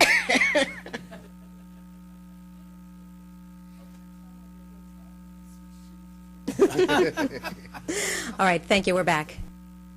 So I was actually just winding down by trying to respond to Trustee Casada's comment about where we headed with parking. I didn't want that they are related, but I didn't want to intertwine the two issues, because I think if you try to incorporate the whatever path you choose with this intersection with whatever path you're going to choose as far as parking remediation, I'll call it, you know, we might not get to that intersection for a significant time. And, you know, to reinforce what the consultant and I were discussing today, you have some antiquated stuff out there. You have some safe but piecemeal layouts out there now, which, as your engineer, I would like to address and would not like to leave there on a permanent basis. Given the idea that Market Square maybe or may hopefully will be developed, do you feel that the roundabout impinges on possible development since it's going into the seating area? I don't. I think the developer will just have to, at the time, work around it. I mean, they're going to have to do what they have to do. This is what we're offering them today. If the roundabout goes in, we're offering them something different tomorrow. If the conventional goes in, you're offering more or less the same thing that you have today, as far as square footage. Yeah, just another follow-up question. You know, when at the work session last week, when we talked about the cost of the intersection, it sounded like difference between the cost of doing what we planned and the roundabout. Those dollar amounts seem to come closer together. Is that correct? I'm not sure what you mean by come closer together. Like, in other words, they're you know, initially, you know, it was I had understood that the number to do the roundabout was going to be significantly cheaper. It was going to be less expensive. You know, I mean, by six figures. You know, that's a significant amount of money anytime you're doing a capital project. To be fair to the engineer on that, I did go back and watch the October 21st meeting. Okay. And what was said was, Trustee Quesada asked, but it's going to be a lot less. And he said, and you acknowledged that, everybody acknowledged there were no numbers that he was working with. And Peter Rosillo said, probably 2/3, it's going to be less. It's probably going to be less than the conventional. Saying it's probably going to be less than the conventional is not hundreds of thousands of dollars less, but I think we wanted it to be, so that's what we all heard. We've been carrying with us in our minds. Things to cost less, of course. Yeah. Thank you for that. But I will expand on it to tell you what, because that was coming from our consultant. Those weren't my words, but I probably reiterated them in the meetings to follow. And reason being is, there's things that we picked up in the conventional design, which we can baseline survey that we conducted as far as utilities that we knew we would have to work around. Because you're not really moving any curb line, you're bumping stuff out. So there's underground utilities, storm structure, water. There's also a oil-cooled 8-inch high-pressure gas main that Con Ed put there. I think, some of you were here for that. Con Ed ran that up through the intersection probably 11 or 12 years ago, if everybody can remember when that intersection was diverted for a long time in the summer, probably about a month when they came through with that. And that's under the ground there. So that all comes into play and what you can and can't do. The nice part about the roundabout is when you're done, then you have no instrumentation or electrical utility under the ground. You just have all your other utilities. The nice part about the conventional is you're basically running everything in the same chases that you are in now, because you need to get the instrumentation, in very, narrow trenches 18 inches down. Versus if you do the roundabout, you have to dig up big precast vaults of stormwater detention and put in new ones at the new curb line where the new grade is going to send all the new stormwater. So there's a lot. There's a good and a bad. You spend less. You don't spend anything on instrumentation and electrical for a roundabout, but you do a significant amount more earthwork. The logistics of constructing a roundabout are, orders of magnitude more significant than the conventional, because the conventional you can kind of you can work on this corner, work on that corner, work on the other corner, put the stanchion up over here, then put it over there, and you're not really working around traffic too much and doing too many detours and diversions. With the roundabout, there's going to be significant detours and diversions when we're building that, hence the request to go at it in the late spring and early summer time frame. So with the roundabout or the conventional, what kind of, you had mentioned last week, like there might be some projects that you may not be able to get to. Now, was that with regards to the whole project, whether it be the conventional or the roundabout, or was that just saying, hey, if I go to the roundabout, I won't be able to do this? You mean, what do we have in the kitty? Yeah, is there going to be something that's not going to be done with either one, or if you go with the roundabout, will you not be able to focus on this amount of work? No. Okay. No, I wouldn't. That's not really possible. Whatever we said we're going to do in 2016 in the capital budget, which right now is finishing the kill, commence with the dam, work on some of the design the plant, and some paving, and then some subsurface work as far as DPW is concerned. Okay. We still are going to do. Okay. No matter what way you go or no way. Okay. Gotcha. The stuff that I was referring to when we were having our conversation was, if this doesn't happen and we just kind of mothball it in place, then I'll probably want to pull some of the 2017. If you look on the capital plan, has the Broadway Bridge on 2017. Try to maybe see if I can push that into at least getting authorizations to do a design this summer to work on it next year. That's okay. Gotcha. There's always something to overlap, and I'm sure mid-year something's going to come to us that we haven't even discussed yet. It's kind of how it goes. Are there more questions, or if not, then can I ask for someone to make a motion to vote to approve moving forward with the roundabout for 2016? Mayor? Yes. I'm sorry, if I may, didn't you say you wanted to do the public comment before you did that? Okay. No, I just... No, I thought the public comment normally would come after the new business. Oh, okay, sorry. Because we have heard public comment Yep. a number of times, so I think... So, motion to approve moving forward with the roundabout in the year 2016. Well, actually, somebody else has to make the motion. Is there a second? And then we'll open the floor for everyone to speak about it, what their plan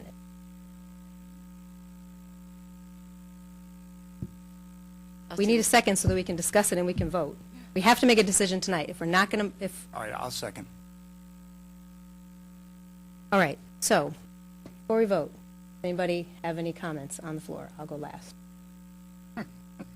Sure, I'll start. Thank you, Trustee Gabbard. I guess I want to start by apologizing for something that I said at the last meeting. I think I used an analogy that indicated I had a gun to my head, and I think it's clearly an analogy, and the only person doing that is myself. So I want to apologize to the mayor, and I also want to apologize to Paul, because the reason this is happening is because there's a specific window during which we need to accomplish this work. And Paul did the right thing, and the mayor's doing the right thing by calling the question and saying, hey, you know, are we going to do this now or not? Because we have a seasonal window to get the work done, regardless of which way we go. And you know, I just felt badly about that when I walked away from the meeting. I really like the Rotary idea. I really do. And the more I learn about it, the more I hear about it, the more I see the benefits. I think that every day that goes by, we're learning more about how this is something that's really good for numerous reasons. You know, our entire, the OEM team, after they had a chance to really look at it and see what's going on, they all agreed. The fire department, the ambulance, the police, everybody's on board with this. Scott Craven stood up and said, hey, it's not only safer for traffic, it's safer for pedestrians. And that's all a good reason to do it. A lot of times when you come forward with an idea, other things end up coming up. You know, it's like an unintended consequence. And, you know, clearly there's some residual unhappiness with the two-way because of the loss of parking.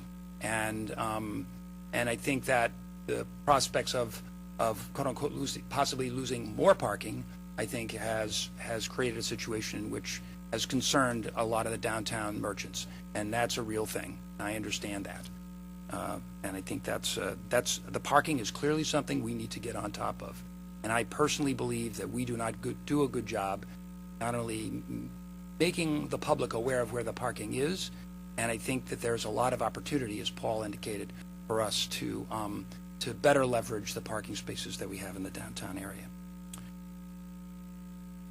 I also feel that this is a concept that's come new to us, and it is really I feel very strongly this is a whole change in the way we think about traffic patterns in our downtown. This is completely different than anybody has ever thought of, and I think there's a huge amount of disinformation about that. And I think it's important that the public be educated, and that they feel like they really understand the implications of the decision that we're making. I don't, and coming back to my own problem with having a gun to my head is that I'm just not happy to make this decision right now. I just feel like I want to give the Rotary thing a chance. You know, the court of public opinion has been extremely negative. And people have been asking a lot of questions, and we've answered a lot of questions tonight. But I really want to vet this, because I think we're putting a Rotary in there, and I think a year from now, the court of public opinion is going to change, going to fix the parking problem. That's going to take a lot of the pressure off the situation, and that's how I feel about it, and I think it's the right thing to do. We have this pilot thing. I mean, it's not pretty, but it works, it's safe, it's what everybody's used to. I'm willing to live with that for another year so we can make sure that we understand what we're doing. And I'll just leave it at that. Thank you. No, I'm good. You don't need to comment? No. You ready to vote? Ready You to want to vote? explain your vote? I'm All good. right.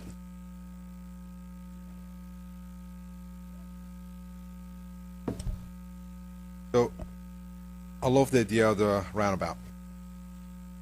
That was one of the reasons why I brought it up in the beginning. I like the concept. I think that will be something that will make a mark on our downtown itself.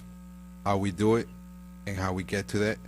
I think we're gonna have to sometimes to do the right thing takes a little bit longer than what we have to do at this point. I do not have a gun on my head.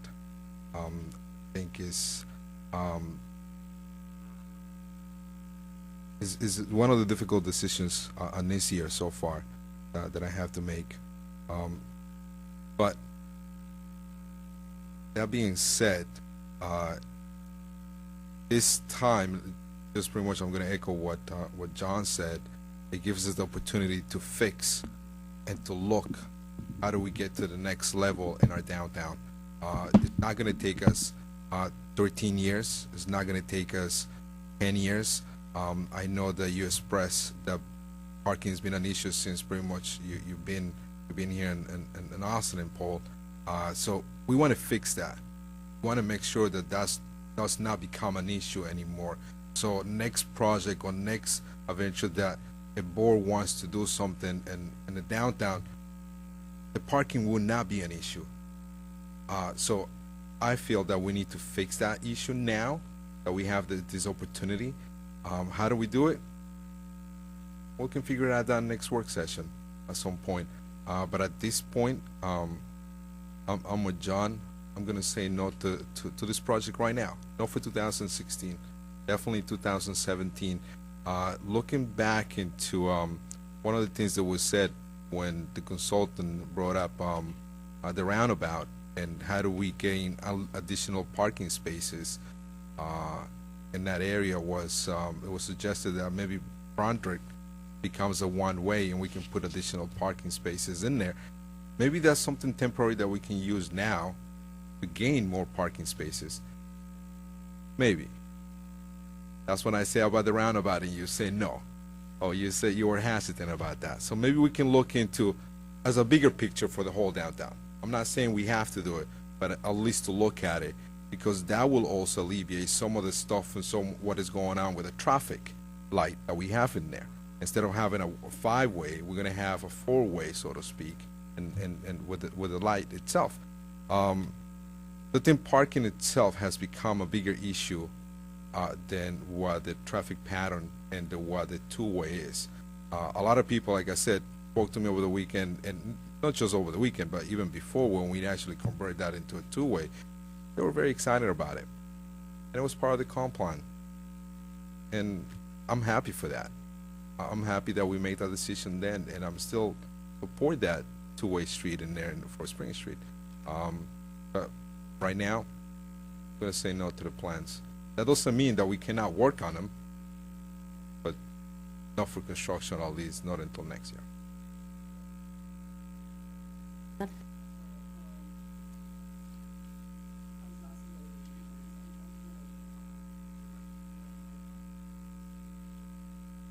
Better? Thanks. So I was oscillating about this, but for me, the bottom line is this. I don't think that either conventional or the roundabout has anything to do with parking.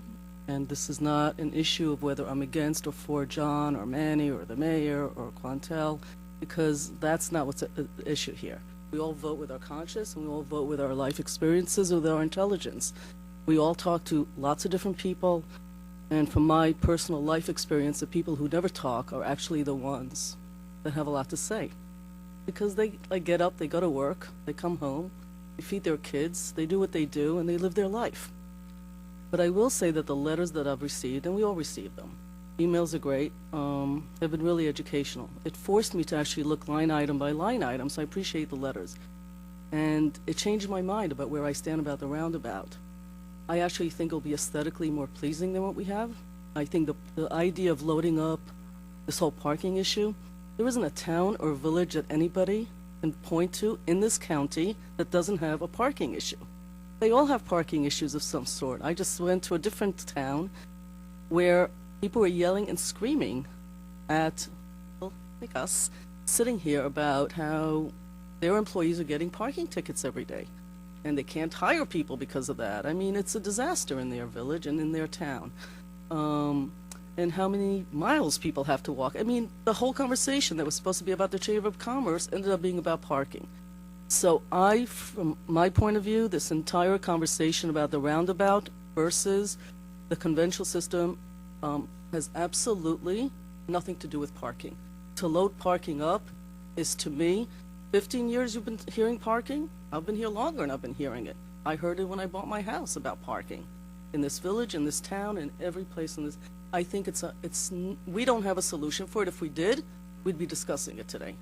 And we're not going to figure it out next work session, one after that. And it's not a reflection on anybody here. Administrations before us couldn't do it. You know, it's a problem. That's what it is, and we have to find solutions. There was a plan in 2009.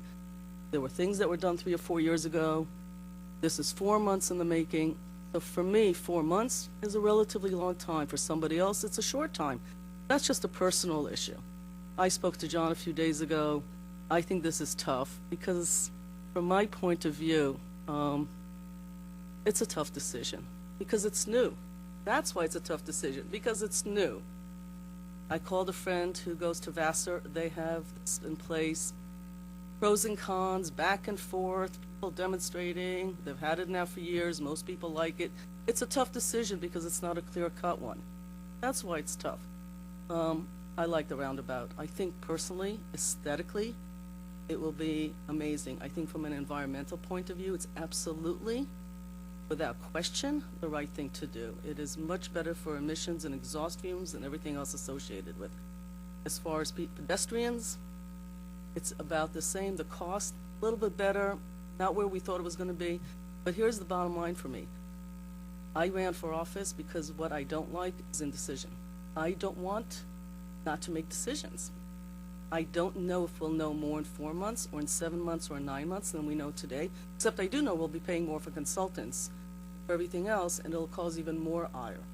My personal vote, you know, I think probably the right time to do it for me. It's not a reflection on anybody else, and I encourage people to write the emails with as much detail as possible. Actually, the only way I was able to look up what other towns are doing, so I very much appreciate people's point of view, and I appreciate, Paul, because you're the professional in the room. We talked about that earlier today, and the village manager and the lawyers. I mean, the people who did a lot of the research, I do appreciate all the work that went into it. And I do believe, based on what you told me, that you can fit this into your project plan with the other projects we've approved, and it's relatively aggressive. And so I think with all of that, for me, whether it's now or later, for me now is as good a time as any. Wow, all right.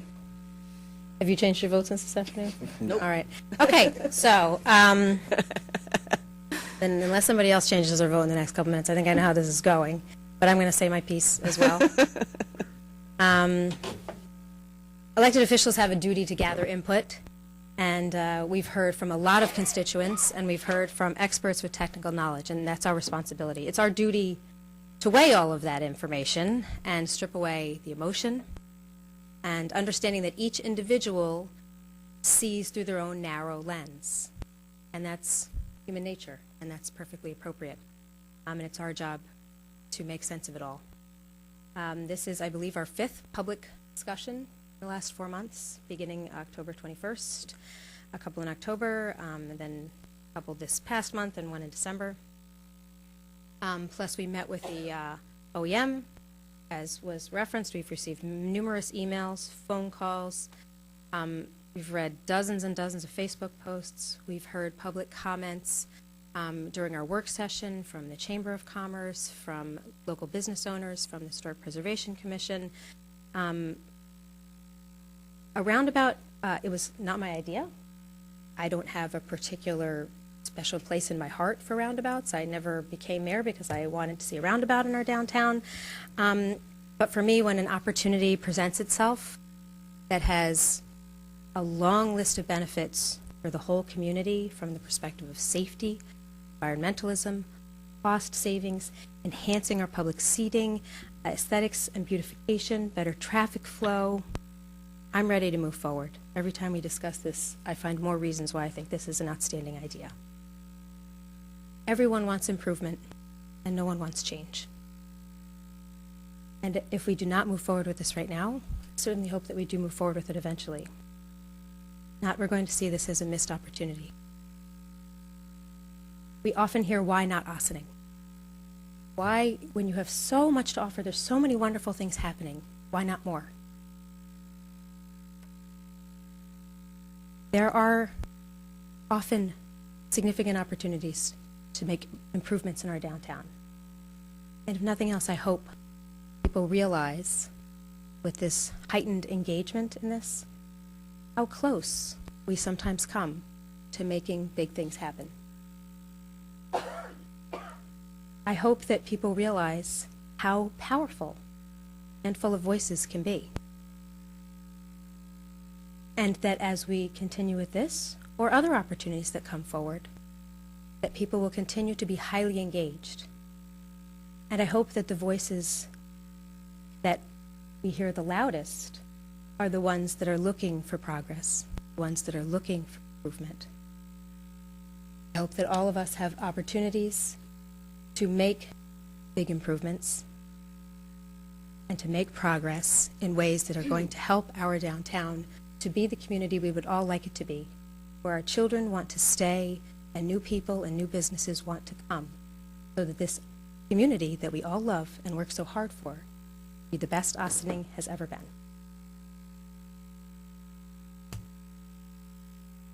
We have a vote. All in favor of moving forward with the roundabout in 2016? Aye. Aye.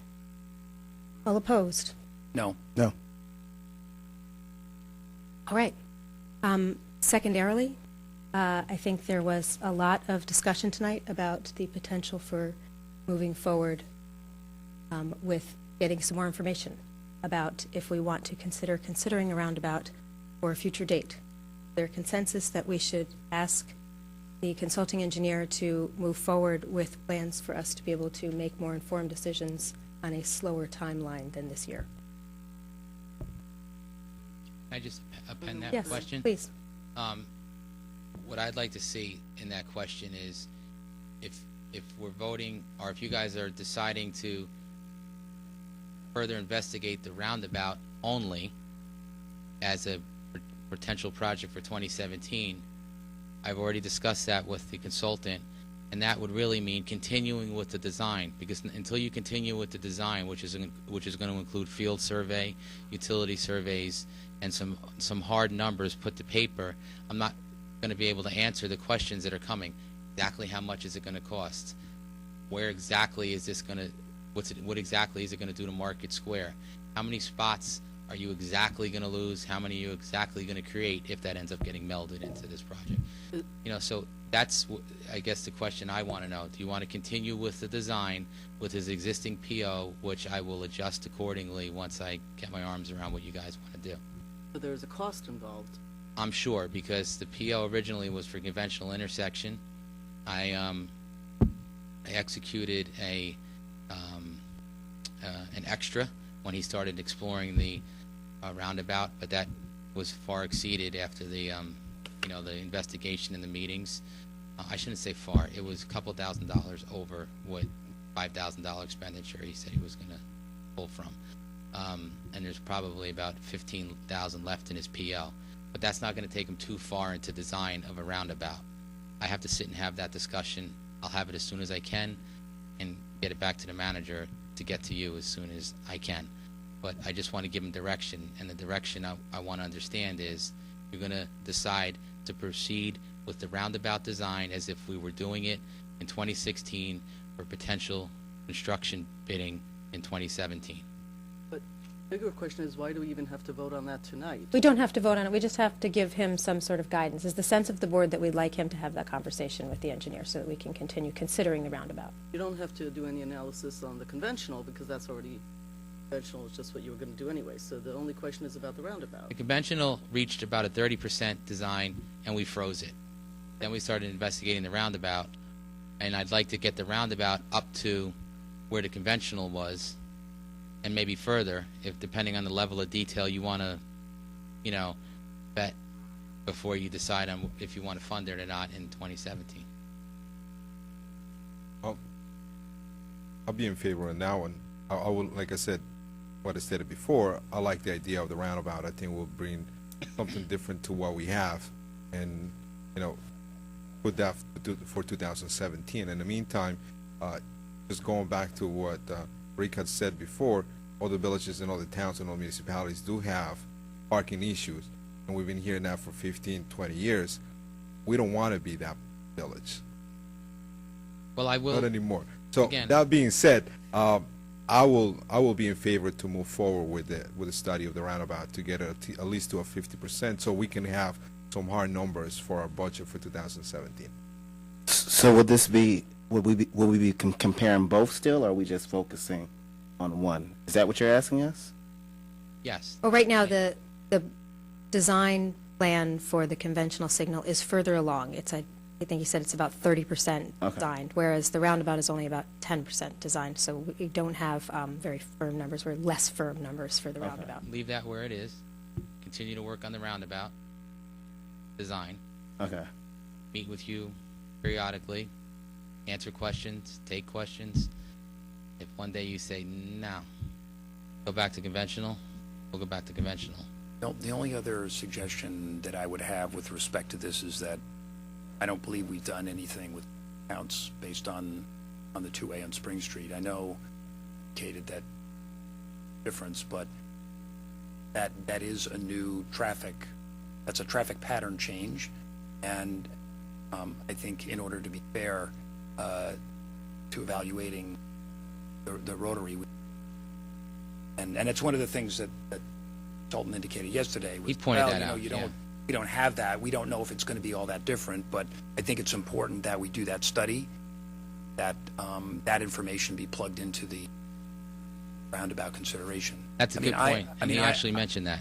He mentioned that, and what he did was he put the same volume counts into his model, and that leg, the southbound Spring Street leg, was just interpolated based on the volume. So he still got the level of service with the two-way in the model.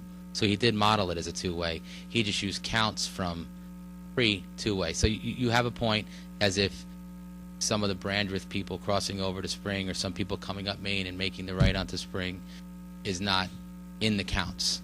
Those cars went straight. Yeah, just to make myself clear to the public that I am really interested in this rotary, okay? And we're not going to do it this year, okay? But I tell you, we're going to do it next year, and I'm going to convince everybody watching this TV that we're going to make this happen, because this is really important. But we got to do it right. We got to get the public engagement.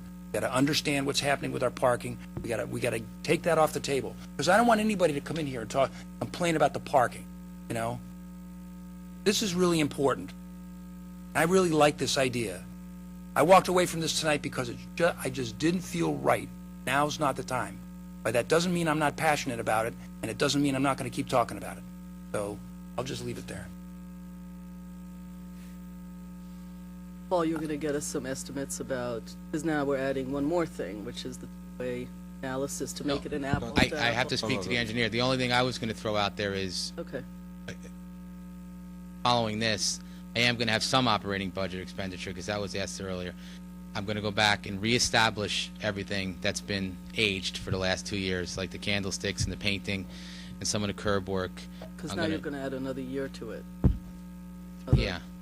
I'm going to try to reestablish all that, and I'm also going to try to get into the post office parking lot, the villages section, and try to create some parking for downtown this spring and summer. So, you know, try to do that with in-house forces, maybe use some annual bidders and try to create some spaces there. So do you have the information that you need to be able to talk to the consultant? Yeah, I think I need. I think I know what I need to do. Okay. Thanks, Paul. Thank you, Paul. Thank you. Thank you. We'll, I guess we'll, one of the things, again, just to clarify, we will work on the parking reconfiguration of some of the downtown lots. And then we will continue, as you direct to the village engineer, with the engineering of the rotary to a 50% completion. And then we can bring that to you, I guess, periodically, as it was stated also, so that you can give us the go-ahead as you know, as you wish. So we'll put it on the work session agendas also in future months, so this way, you know, it doesn't get lost in the shuffle. Okay, thank you. So, Okay. thank you.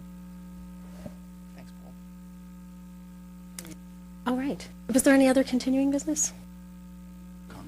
Well, we'll go to new business. I'm sorry, Madam Clerk. Do we have any new business? I don't think so. No, we're good. Thank you. Okay, then we'll go into visitor recognition. Is there anyone here who's come to address the board?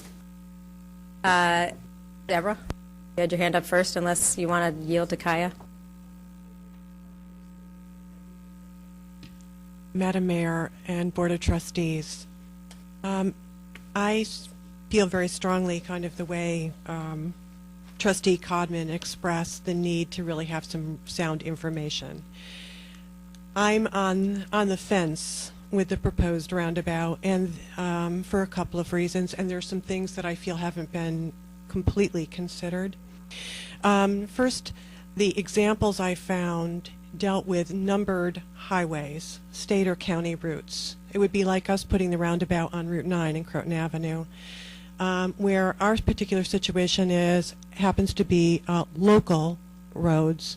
They have a different type of traffic movement, and I think that we should consider that.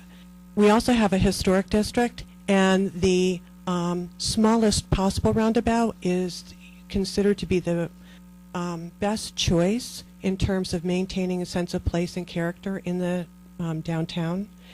And I don't know that everyone involved has a realistic idea of how much space this roundabout will take up and what it will mean for future development downtown and how we would proceed with our vision for downtown. Just interrupt Otherwise, for one I think second. Sorry? I don't think you mentioned, we know who you are, but for the people watching. Oh, I'm sorry. Deborah Van Pardon. Steen. I'm an architectural historian. I sit on the Historic Preservation Commission and on the Historical Society Board.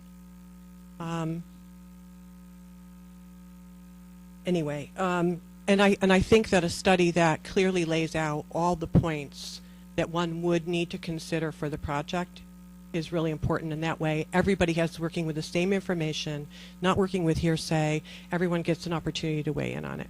Thank you. Thank you. And thank you for reminding us, Trustee Levin. We usually ask that people state their name and address. Kaya Gam, 55 Walden Road, also a business owner in downtown on Main Street, also a member of the Historical Commission, Preservation Commission. Sam Gridlock Swartz, who was the traffic commissioner in New York for 30, 40 years, said, if you narrow the roads and you lose 60% of the traffic, you would expect that 60% to go somewhere else. But in all the studies they had done, they realized that not that 60% is going somewhere else. It's a lesser amount. It's 40, 30. Where's that traffic going? That was one of the biggest questions that he had when he was starting out, and one of the questions that he kept understanding deeper and deeper as he was planning for New York City.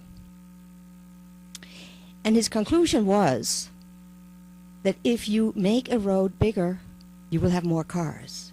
If you make a road narrower and more complex traffic patterns, you will have less cars.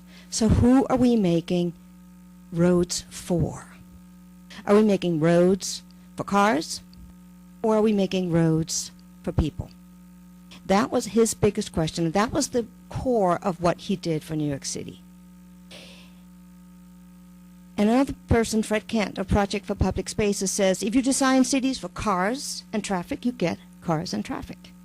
If you design for people and places, you get people and places.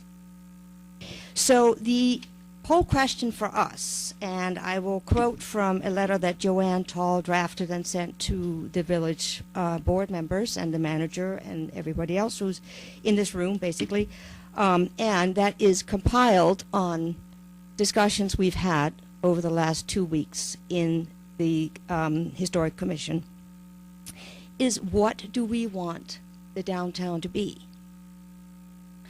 Do we want it to be a place where people come, a destination, or do we want it to be a highway to the station twice a day? In one direction down and another direction up. That is a major question that has to be answered, and that has to be taken into context of whether we do a traditional five-way intersection or whether we do a rotary. We have several concerns and questions regarding the proposed changes on the intersections. It's a downtown, it's a historic district. Regrouping roads or curbs has a huge impact on the historic houses, not only, but also in addition to the actual engineering stuff that has to go into it, as Paul Fraioli mentioned earlier. We also have the economic and social transportation to think of, and not least that a roundabout, in our opinion, would make it very difficult to make that intersection, which is one of the hearts of New York, of Ossining, make it a destination. There would be no additional room for sidewalk cafes. The sidewalks that are currently there would be very, very close to oncoming traffic. The small islands that were created with the two-way Spring Street project actually created a possibility of wider sidewalks, that we actually could have an outdoor feel on these corners.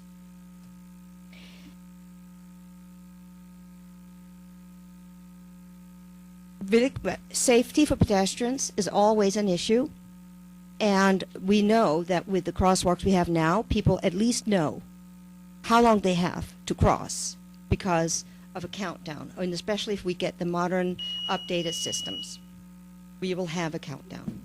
So we are really concerned about the historic quality, and we would really like that there is the two projects that have been suggested both get evaluated on an equal plane. Thank you. Thank you. Would others like to comment? And this is an open public comment period. If there's any subjects that you think are of value to the community at large, you're welcome to speak for 3 minutes.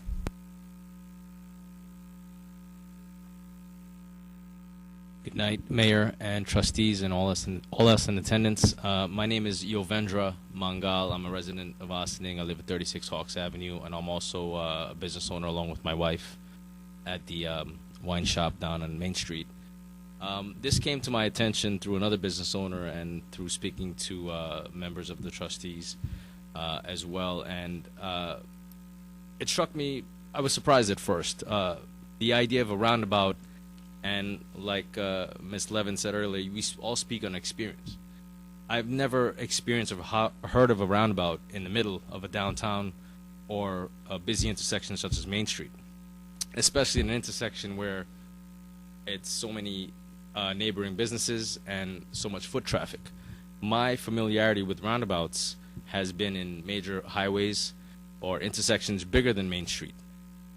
So I second the person who was up here before me to have this evaluated on a fair playing field where not only the necessity for traffic is considered, but also the necessity for a growing Main Street as it relates to the businesses, the people that we want to visit Main Street, the type of developers and businesses that we want to attract here. And yes, there's parking challenges in every town, in every village. And like Mr. Codman says, we don't want that in Ossining, especially now where I believe the time is important to consider moving forward with such projects, because we want to not only plan for the future, but attract the right type of developers that'll not just want what's best for their businesses, but also for the town. And keeping the makeup of the town as it relates to the historical infrastructure, if you will, of the streets, also with the ability of the people who come to our businesses to be able to sit outside in a cafe or be able to, sit outside of a restaurant is very integral and important to a town like Ossining. So if a roundabout is to be considered or eventually approved, I think a careful consideration needs to be given to the type of establishment or the type of businesses that we want to continue to have in Ossining. And the right type of developers have to see that Ossining is maintaining what we already have, but Ossining wants to grow on the type of businesses. And I don't believe that, I'll be straightforward, I don't believe a roundabout's the solution. So the alternative traffic pattern should be considered strongly and pursued as well. Change, I understand that no one wants development without change, but I don't think the roundabout's the answer. So I trust the trustees will take all this into consideration, because I feel very strongly that Ossining is a very young town and it needs to grow, but it needs to grow the right way. And we don't want to make that mistake and have to be having this conversation or this meeting again 10, 15 years down the line. The roundabout wasn't the right way. So thank you very much for listening, and I trust that the right decision will be made, and the downtown business owners and residents of Ossining's input will definitely be taken into consideration. Thank you. Have a nice night. Thank you. Are there any other public comments? Then I will just say, I guess the great thing is that we have lots of time to educate the public, and I would encourage anybody who has strong opinions about this or concerns or fears to please view some of our old meetings, and I look forward to people having a better understanding of what opportunities the roundabout does present, as it actually increases the amount of public gathering space for people. It creates opportunities for there to be more green space, for there to be additional cafe seating in a corner where there isn't any right now. So I think we all actually have a lot of the same goals and interests, and how we get there is something that we now have a few months to figure out. Clerk. May I have a motion to adjourn to executive session to discuss real estate and advice of counsel? So move. Second. On the board, Madam Clerk. All those in favor? Aye. Opposed? And with that, I say thank you very much for another spirited and engaging conversation here with the Village Board, and I hope you will join us next week at Village Hall, 16 Croton Avenue, for our work session, which will be January 27th, where we'll have a full and exciting agenda again. This evening, this meeting is adjourned to executive session.